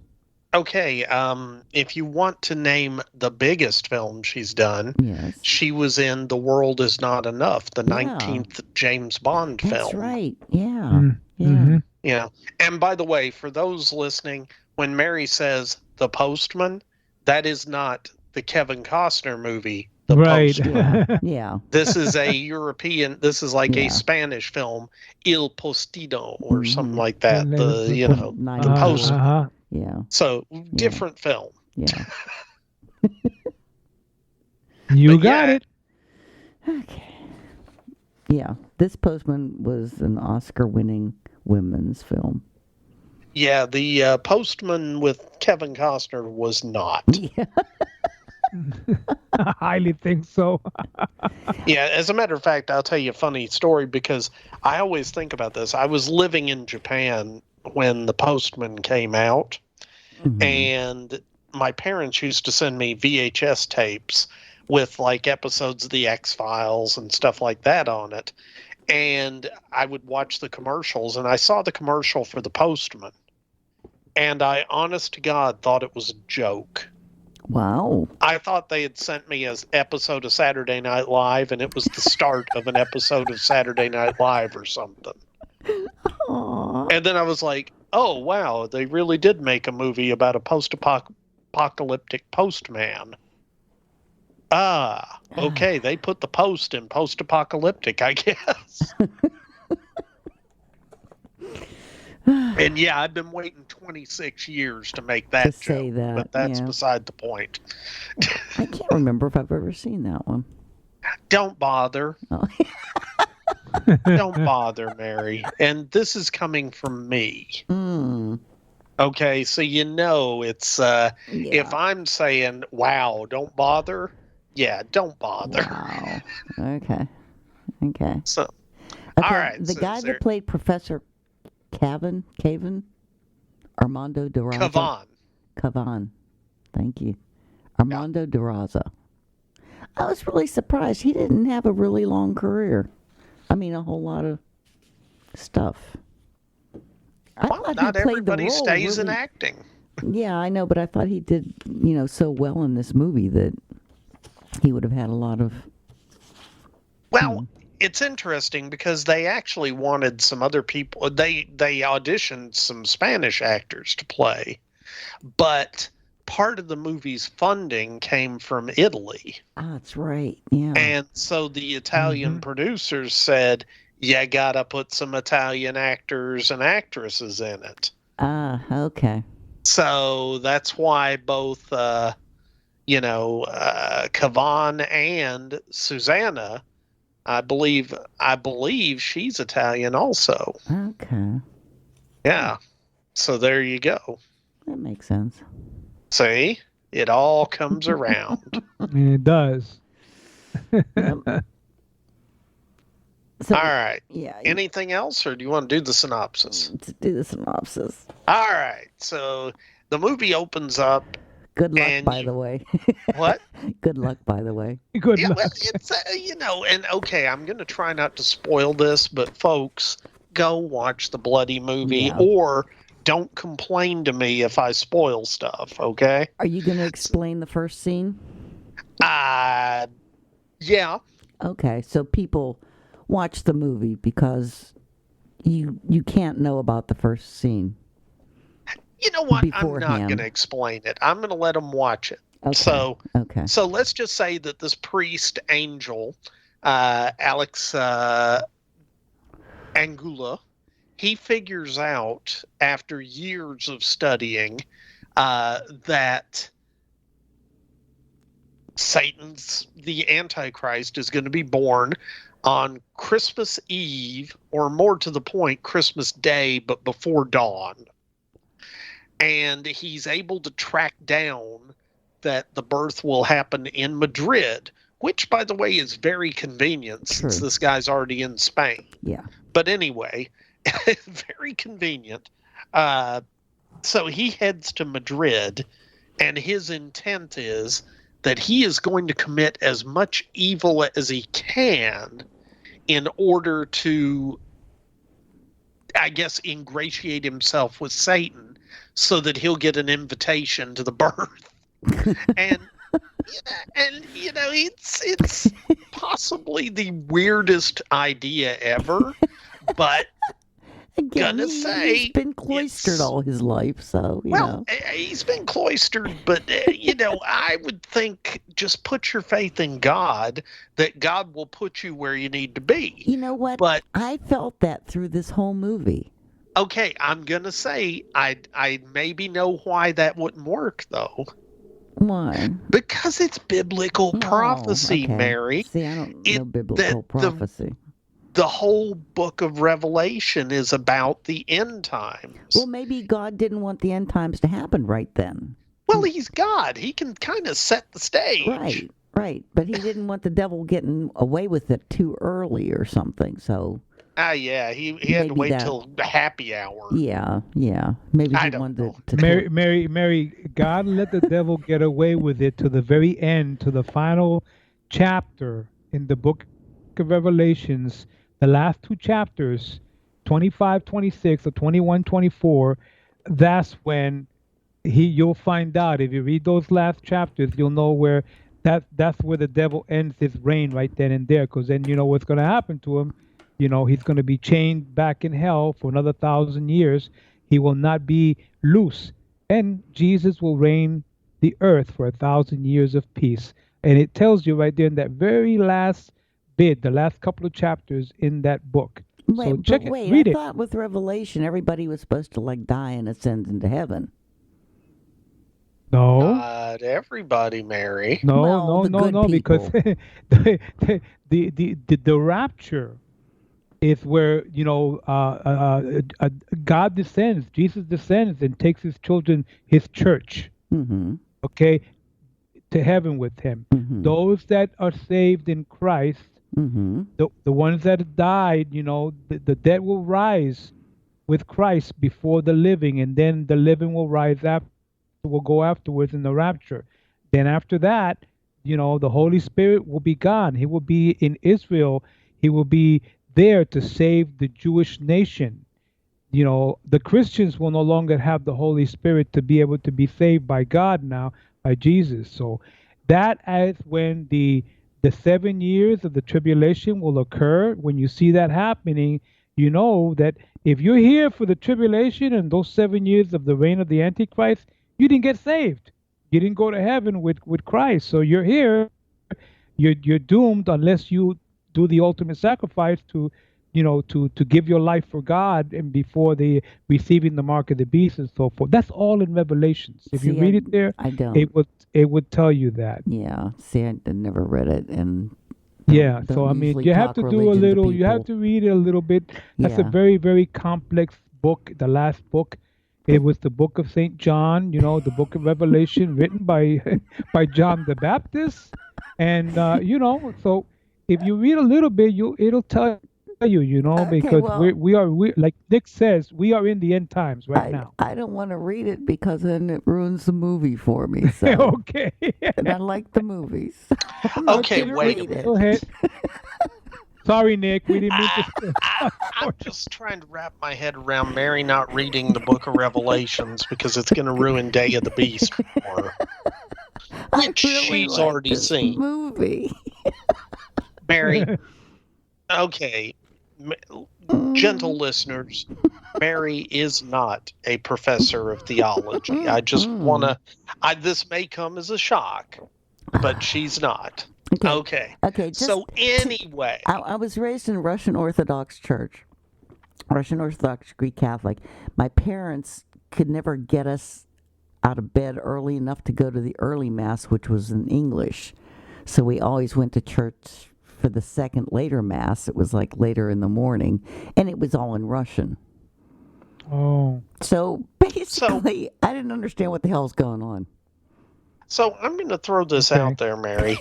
Didn't your parents ever try to get you to read the Bible? Okay, so they really just didn't care. Okay, we've established that. So that's good. It's good to understand that. They sent me to Bible school and stuff, but I don't know. I don't remember it. It's kind of like watching movies. I don't remember. Yeah. Okay. And then I quit going to Bible school because they found out that I didn't. This is back in the days when you weren't allowed to eat meat on Friday, and you're still not allowed to eat meat on Friday, technically, Mary. Oh, okay. Well, they didn't change the rule. People just quit following it. Well, see, back when I was a kid, they followed it, and I didn't eat anything but meat. I didn't eat cheese when I was a kid, or all the other substitute things that you would eat on Friday. I wouldn't eat any of that. And the kids in my Bible class found out that I ate meat on Friday for I don't know how, and I just went to lunch with you at school, perhaps. Well, that could be. Yeah. Somehow they found out, and they gave me grief over it for so long that I just quit going to Bible school. Okay, I'm going to pause us for a second. Can we kind of roll this back to the movie? I mean, we just unpacked a whole lot of Mary's religious issues. And that's fine. Or non-issues. That's fine. Yes. But Okay, we're back in because I didn't even make it to Madrid. Okay. Okay. So the priest Angel, who's been cloistered, he's not very worldly, he decides to get on a bus and go to Madrid and commit as many sins as he can. And so the entire opening credits sequence is him walking through Madrid committing all these sins. Mm-hmm. And it's very, very darkly funny. Mm-hmm. I mean, there are some, and I'm not going to describe all the stuff he does, but he does a whole lot of really, some of them silly, some of them actually kind of extremely dark, in my opinion, mm-hmm. things. You know, and I already talked about the one with the guy who dies in the wreck. Mm-hmm. And wow. Yeah. The last thing this guy hears is a priest telling him he hopes he rots in hell. Yeah. It's like, that's just awful. The suitcase, Nick? Jibba jabba. We're not telling them all. But, okay, all right. I gave away one, plus I kind of gave away the mime. Yeah. Okay. We'll just let him go. But the idea is he's committing all these sins. Mm-hmm. Well, that leads him. He goes down the street, and a guy's handing out flyers, and one of them is for a talk about Nostradamus and and all the predictions of him. And the priest sees that as a sign, and he ends up freaking out the guy giving out the flyers, so he runs off, which leads him into a basement record shop which specializes in heavy metal music, and he gives the guy behind the counter a little piece of paper with some names of different bands written on it. And I know one of them was Iron Maiden. I think one of them was actually AC/DC written in Spanish. Yeah. Yeah. No, seriously, Yeah. And he, the metal guy, it's Jose Maria. He's like, yeah, this priest is awesome. And he really just takes an immediate liking to him. Mm-hmm. And he says, look, you got a place to stay? And he's like, no, I don't. And he says, well, here. And he writes down the address for a boarding house. And it's a boarding house owned by his mother. And so he goes there, and there's a girl there, Mina, who is kind of the manager. And she lets him in, and he really pays her way too much for a room that is essentially in construction. Mm-hmm. And and it's funny because Jose Maria says that his old lady works there, and I think he's trying to say that he's dating Mina, but Mina is having nothing to do with him. Yeah. But that's beside the point. So, the next day, let me say, Angel gets into the room, and he ends up taking a cigarette and burning stigmata into the bottom of his feet. Mm-hmm. I mean, just some really weird stuff. And he goes and steals a book, and it's a book by the occultist Cavan, Professor Cavan, who's got a TV show. And, he gets this book, and he thinks that this is going to tell him how to sell his soul to Satan. And he actually gets busted stealing the book, and he's taken into the back, and he's trying to explain to the store manager, who has him in there because he caught him shoplifting, that there's a secret code in the Bible that says when the Antichrist will be born, and he needs to sell his soul before the Antichrist is born so he can be there for the birth. And the store manager's just like, this dude's crazy. And he's trying to get his secretary to call the police when, Angel whacks him in the head with an iron. Mm-hmm. There's like a clothing iron there on the counter, so he just smacks him in the head with it, runs off. Well, he heads back to the boarding house, and picks up Jose Maria, and's like, hey, we got to go find this Cavan fella because he knows what's going on, because they're watching an episode, and he sees the exorcism of this little kid, and he's like, aha, that's it. So they stalk Cavan back to his apartment, and Angel goes inside while Jose Maria is keeping an eye on the car, and Cavan opens the door thinking it might be his girlfriend who's coming over, and it's like, oh, and it's not. It's this crazy priest trying to tell him about the end of the world. And obviously, just like everybody else, he doesn't believe him. So Angel does what you do when you're trying to commit a bunch of sins. He whacks the dude in the head with a gong mallet and ties him up. And then he forces Kavan to listen to this long-ass lecture about why he thinks that the Antichrist is going to be born that night. And he gets Kavan to walk him through the ritual. And it's really funny because during this, Kavan's girlfriend shows up. And, his girlfriend, Susanna, and that's Maria Grazia Cuscianota, I guess. And, she comes in and Kavan manages to tell her to run. And she goes running and Angel chases her down the stairs and she falls. And it's pretty comedic. Yeah. But he ends up dragging her back upstairs and he lays her out. And they're going through the ritual, and Jose Maria comes up, and he's carving the pentagram into the floor. And it's just crazy. Mm-hmm. And at this point, Kavan says, okay, so you're going to need some bread or something for a sacramental wafer, but you're also going to need the blood of a virgin.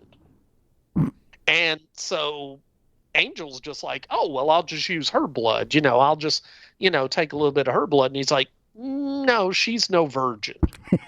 and this is how naive he is. Angel actually says, are you sure? And Kavan's just like, yeah, I'm pretty sure. It's like, okay. So fortunately for Angel, he knows a virgin. And so he goes back to the boarding house because Mina, the girl that Jose Maria is hot for, claims to be a virgin. And she's saving herself. And so he ends up drugging her with some sleeping pills. But then he's trying to drag her body back to his room so he can, draw the blood out. Well, remember, Jose Maria's mom owns this boarding house, and she's kind of a psycho beast. At one point she's talking about how she's talking about how she wants somebody to try and rob her because she'll take a shotgun and blow their balls off and then break their kneecaps so they can sit in a wheelchair and be miserable the rest of their life. Yeah, that kind of lady. Yeah.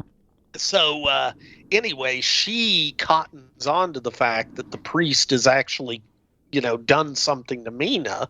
And so she comes running in and shoots Angel's ear off. Mm-hmm. His left ear or right ear just gets blown off by the shotgun. And then, she somehow or other from 3 feet away manages to not hit him with the shotgun. And so she ends up chasing him around, chases him out of the boarding house area, and ends up falling down the stairs herself and ends up hung. Mm-hmm. And so it's like, whoa, this is kind of good luck for Angel. So he goes and gets the shotgun that she had. He's managed to get a syringe full of Mina's blood. Mina's okay, by the way, but he's taken a syringe of her blood. And he goes back and they manage to perform the ritual. Well, what's really weird is the ritual works because, they mixed LSD in with the blood and the sacrament and everything. That's funny. And it's very possible that they were just tripping balls and saw this. Yes. But a goat comes into the room while they're doing the ritual, and it steps up to Angel, and Angel steps out of the circle, and it transforms into a 2-legged goat. I thought that was pretty good. And just stands up and looks him right in the eye, and then it just turns around and leaves. Mm-hmm. And we get the feeling that he has been successful. And at that point, Kavan is convinced that they're onto something. Mm-hmm. Unfortunately, something starts trying to beat down the door to the apartment. Mm-hmm. And just before that, Susanna had woken up, and Kavan let her out. He's like, because now he's on board with them, so he just says, go on home, honey. I'll talk to you tomorrow. Well, this is his girlfriend that's just seen, these two guys try to kidnap her boyfriend. chase her around, knock her out, send her downstairs. They've got a butcher knife. What does she do? She goes and gets the cops. But something is trying to beat down the door to the house, and it ain't the cops. So Angel and Kavan and Jose Maria, who, by the way, are all stoned on LSD, decide to escape out the window of Kavan's apartment. And to do that, they have to scale diagonally down a giant neon sign for Schweppes. Is that still there? Jose Maria is so high that he keeps trying to jump because he thinks he can fly. And what ends up happening is Kavan falls and busts his butt on the, but he doesn't die, even though they're like 100 feet up in the air. Yeah. He lands on on another ledge and doesn't die. And so the police come and catch him and take him to the hospital. Jose Maria and Angel take off, and they still have to go figure out where, the Antichrist is going to be born. So they go all around the town looking for signs to point Angel in the right direction. And the cops are looking for him. Do what? The cops are looking for him, so it's kind of like a Keystone comedy at this point. Oh, yeah, and the cops are chasing them. They're looking for information. They accidentally stumble into a guy talking about doing a lecture on Nostradamus and his predictions. Well, Angel thinks that this guy has the clue to how to get to Satan, but the cops show up, and fortunately, remember the shotgun? Well, Jose Maria still has the shotgun, and so he shoots it off a couple of times. Everybody scatters, and they're able to escape. Now, they escape out into a crowded mall area, and there's this display of three wise men giving away gifts. And the three wise men end up getting shot by the cops trying to shoot Angel. Jose Maria saves him, and they get away, but they have no idea where to go. Mm-hmm. Well, meanwhile, Kavan, who has been just beaten to death almost by the fall and everything else, he ends up getting back to the TV studio, and he goes on TV and starts asking to try and find Angel and have Angel call him so he can tell him what he's discovered. Because as Kavan is looking through his books, he realizes what the mark of the devil is. And this all kind of goes back to an explanation that Angel gave, which says that the birth of the Antichrist will be a mockery of the birth of Christ. So Christ was born in a manger, very, in a public place, but very poor, kind of ignored. Mm-hmm. And again, he says, so Satan is trying to mock God, so the birth of the Antichrist will be similar. And he actually makes a joke that Jose Maria, Kavan, and Angel are going to be the three wise men that show up for the birth of the Antichrist. But anyway, Kavan has figured it out. And, there's a whole bunch of antics that go on. And by the way, I've kind of skipped over this, but throughout the film, there's this underlying theme that there's this gang of men going around Madrid beating up homeless people, dousing them in gasoline, and burning them alive. Yeah, pretty gruesome stuff, actually. Mm-hmm. And when they do this, they leave graffiti that says, "Clean up Madrid." Yes. Okay, and that's been happening throughout the movie. Well, they figure out where, Angel, Kavan, and Jose Maria figure out where the Antichrist is going to be born. But at the same time, this gang is on its way there too. So what's going to happen? I'm not going to tell you. You will have to tune in for the really weird and very interesting conclusion of Day of the Beast. Yay! Yay. Uh-huh. So again, I really enjoyed this movie. I was shocked when I found out that you picked it, Mary. Because when you suggested it, my first thought was, oh, this is a Spanish movie. I bet Juan picked this. Mm-hmm. And then we find out, oh, Juan's never even seen it or heard of it. Okay.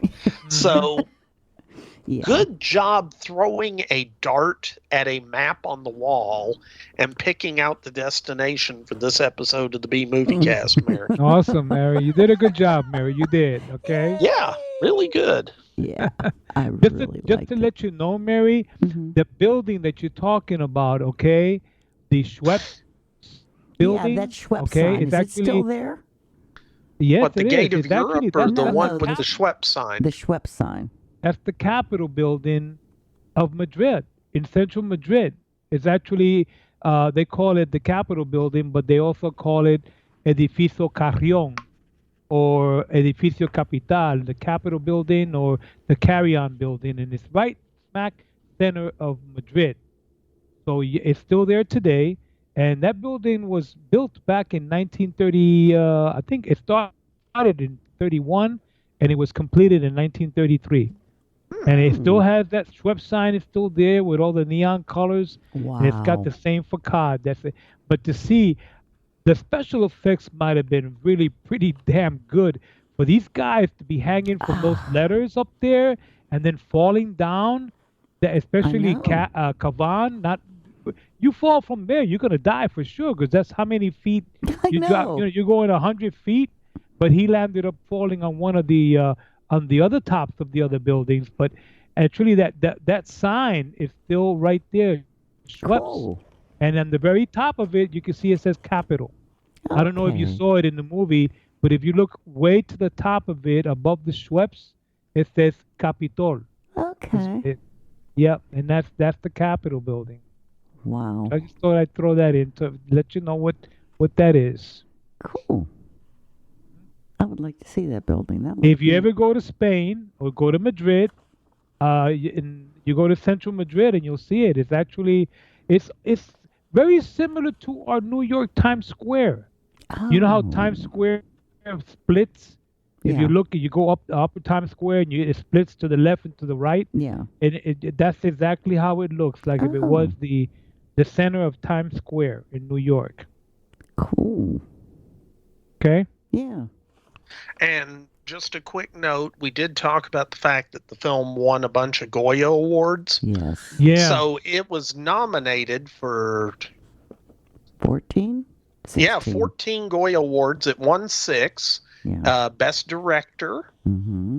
Best New Actor for Santiago Segura, Best Art Direction, Best Sound, Best Makeup and Hairstyles, and Best Special Effects. I thought those special effects were good. The goat I thought was really good. Yeah, the effects were good. I mean, like I said, some of them didn't hold up as well as others, but you know, overall, it was very well done, and particularly well done when you consider that this wasn't a Hollywood budget film. No, it wasn't. Not at all. I mean, I would categorize it as a B movie product budget, but I mean, for the standards of Spain, it could be considered A. You never know. Yeah. I mean, if it won all these awards, it to this day, they even released it on a Blu-ray, a 4K Blu-ray, and so you know what I mean. If it got this kind of a release, then you know it was good. It's turned into a cult film. Big time cult film. Yeah. Yeah, it is considered cult. A Spanish cult film. So yeah. I mean, I'm pretty sure Guillermo del Toro has a copy in his collection. I'm pretty sure he does. Well, since he's worked with everybody that was in it, practically, Yeah, I'd for say he real. does. Yes, sir. Okay. All right. So everybody has to go out and buy the movie now. Yep. Yes.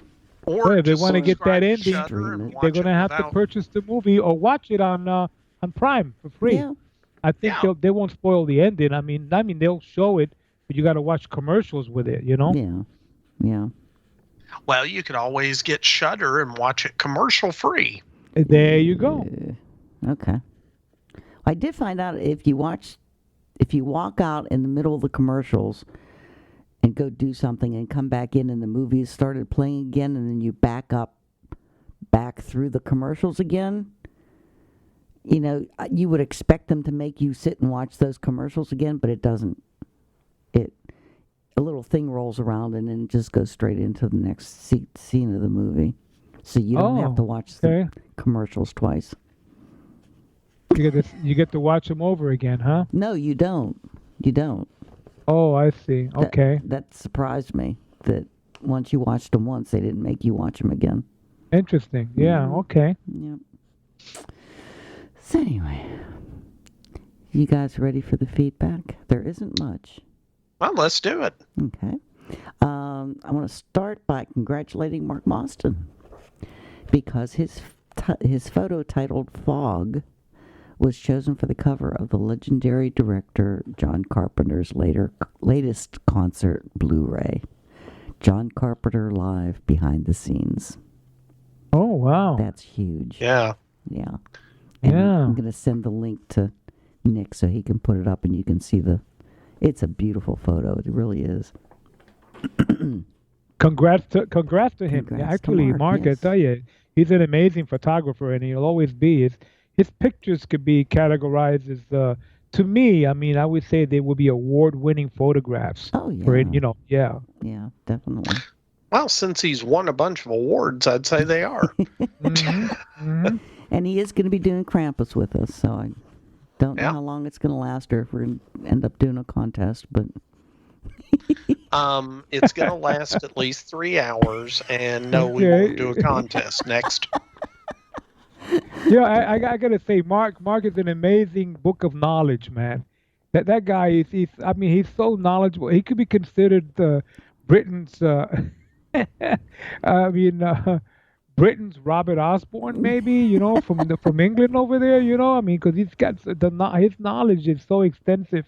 Like I am with my Mexican movies and films, he is with all these other films, including all of the British and European films and things like that. He has such a vast, extensive knowledge of all, knowing the directors, the writers, the producers, the screenwriters, the composers, the music, you name it. I know. And it's pretty cool. I got to hand it to him. Yeah. He's really cool. Some of his stories are just fantastic. Yeah, they are. People he's met and hung out with. Hmm? So our next one is a voicemail or MP3 by Marlo Brown. Okay. Yes. Our winner. Hi, Mary. Hi, Nick. Hi, Juan. It's Marlo calling from haunted South Texas just to say hi, let you know that I really enjoyed the It's Alive episode. That was a lot of fun. Nice reintroduction to a movie I had totally forgotten about. Anyway, I've seen a few B movies in recent weeks that I guess I could recommend if anybody's interested. And I don't think you've done either of these on the show, so what the heck. One is Silver Bullet from 1985. It's an adaptation of a Stephen King story. Gary Busey and Corey Haim.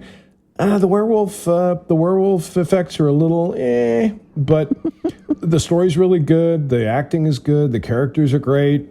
I had a lot of fun watching it. It's a little gorier than I expected it to be, so I definitely wouldn't watch it with the small kids. But it was a fun movie. I really thought it was, like I said, much better than I expected, and yet a B movie. So what the heck? And a werewolf. So how can it miss? And second was a movie that unfortunately is only available on YouTube called Savages, not the recent drug one from the 2000s, but from 1974. With Andy Griffith as a wealthy lawyer who's going on a desert hunting trip with a guide and accidentally shoots a prospector. His guide won't agree to the cover-up that he wants to do, so the hunt is on. Ooh. And I won't say any more about it than that, except that unfortunately at this moment it's only available on YouTube, but and the video quality is kind of meh. But it was still a fun watch, and so if somebody's willing to put up with the video quality, it's a fun movie. Anyhow, love what y'all do. Thank you so much for keeping the quality so high for such a long time. It's amazing. Aww, and thanks. And bye, Mary. Bye, Marlo. Wow, that was a good voicemail. Is he the one that won my prize? Yeah. Awesome. Okay, send me that information. I'm going to send that out to him. Okay. I'm sure he would enjoy that. And just to mention about the movie he talked about, Savages with with Andy Griffith. Okay. But I gotta tell you, that movie, he said it's only available on YouTube, but it is not. It is available. I think eBay has it. You can get like a DVD-R copy of it. It's a pretty good print of it. Ida Lupino's in that film with him. Wow. Savages. So yeah, it is a pretty, like what he said, it is kind of an unusual film for, the Sheriff of Mayberry Andy to do. Griffith, But yeah. anyway, yeah, it is. I mean, Andy Griffith has done some really dramatic film roles throughout his career, and that particular one, being that it was probably like a 70s or 80s made-for-TV type film, is what he did. So yeah. Okay. Next one's from Gary Jenny John. Says the answer is Halloween 3, Season of the Witch, 1982. I liked this film. Isn't that the one you told me not to watch? Mary, we've watched it. We did it on the show with Mark Mauston. Okay. Well, I guess I liked it too. Okay. Mary, so... you surprised the hell out of me. You know that, Mary? How could you forget? I mean, you watched it with Mark Mauston. I mean, you did it with Mark Mauston. How could you forget that? Oh, I don't know. I don't All right. understand how I can forget We got all 500 episodes of the B Movie Cast growing. I mean, yeah. Amazing. I only But if I was to tell you, of them. what was episode number 66? Would you know which one it is, Mary? Okay, Juan. Why would you ask her by a number when she doesn't even remember what episode? Oh yeah, what the title name is. of the film. Yeah. Okay. I know, it's sad. That's all right. This next one is... You're forgiven. Oh, thank you. This is... I can't find it. Okay. Can't find it. This is a voicemail somebody sent in for us. And here it goes. Hi, gang. It's Paul, the retired mailman, calling you from Mesa, Arizona. I'm back out here with Mom. Going to spend the holidays with her. It's the Sunday before Thanksgiving. My sister and her husband are going to be coming down. She just recently beat cancer, so it's got a lot to be thankful for. Mom's on the mend, and going to get her back to driving the car here real soon. Got to get the brakes looked at. They're getting a little soft on that car, so I'm going to check that out. Just doing lots of little things, but Mom's pretty much doing most of the stuff around here, probably to pay me back for all the work that I did in helping her out. So I'm just laying back, sitting on the back porch. It's about 71 degrees, and it's absolutely beautiful looking at the tangerine tree in Mom's backyard. Anyway, just got caught up on the movie cast. It was really nice to hear Mark Mauston and Bill Mize on the last two shows. Always glad to hear them on the show. And what else can I say? Just relaxing, looking forward to getting back home, although I'm glad that I'm not there right now with all the snow going on in Buffalo and Rochester. Rochester, where I live, didn't get hit quite so badly as parts of Buffalo did. But still, I'm glad I'm out here in Arizona. Hope to see you in the new year.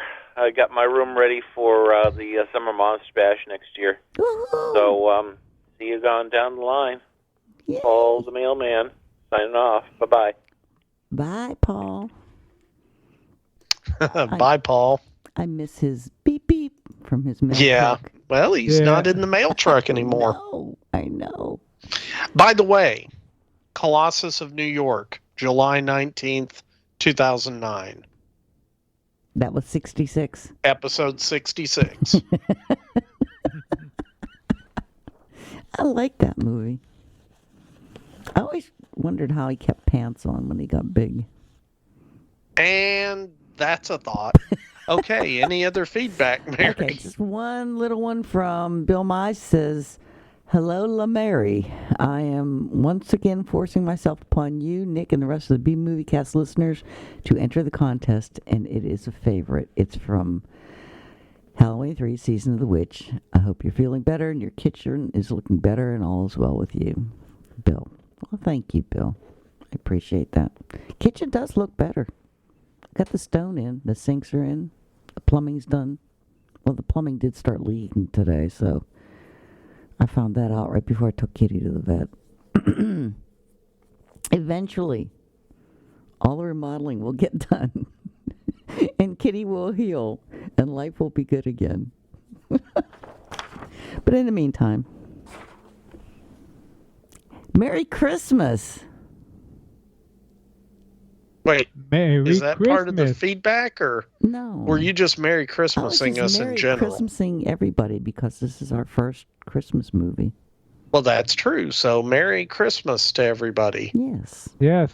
I guess you're gonna have another one when you do the Krampus one. Is that Krampus one different than the one that we did a few years back? Remember the one, Nick, we did the Christmas Krampus movie, or is it the same one?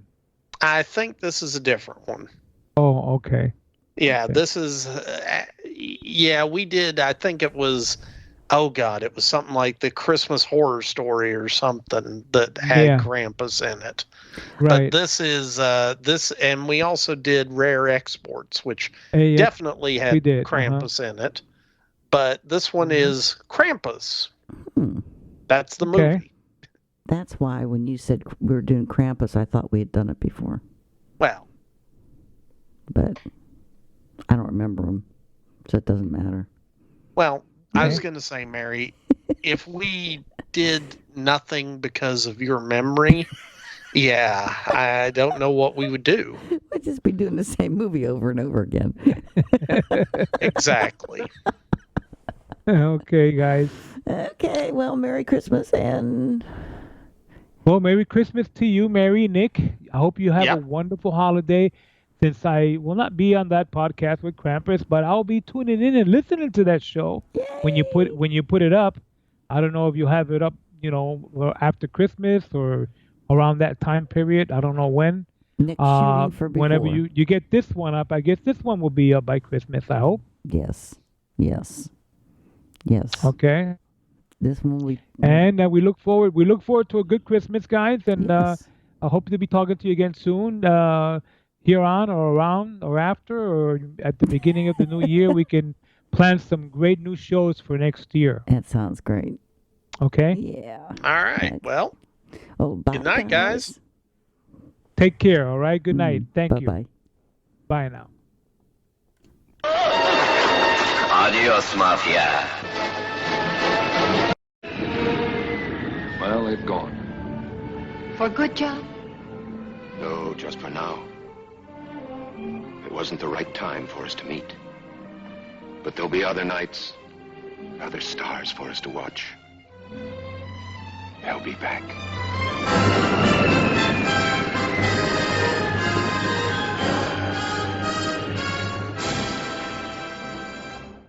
The ghosts are moving tonight, restless, hungry. All right, fellas, here's your story. Greetings, my friend.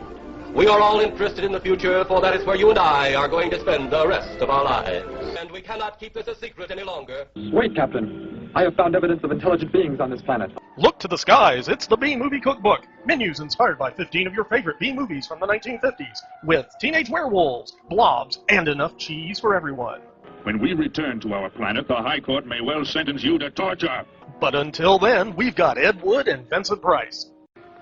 There'll be food and drink and ghosts, and perhaps even a few murders. You're all invited.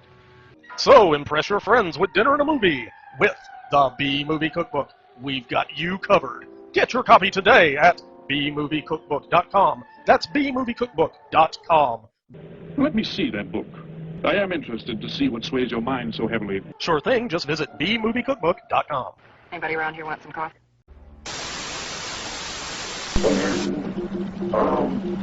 Transmission.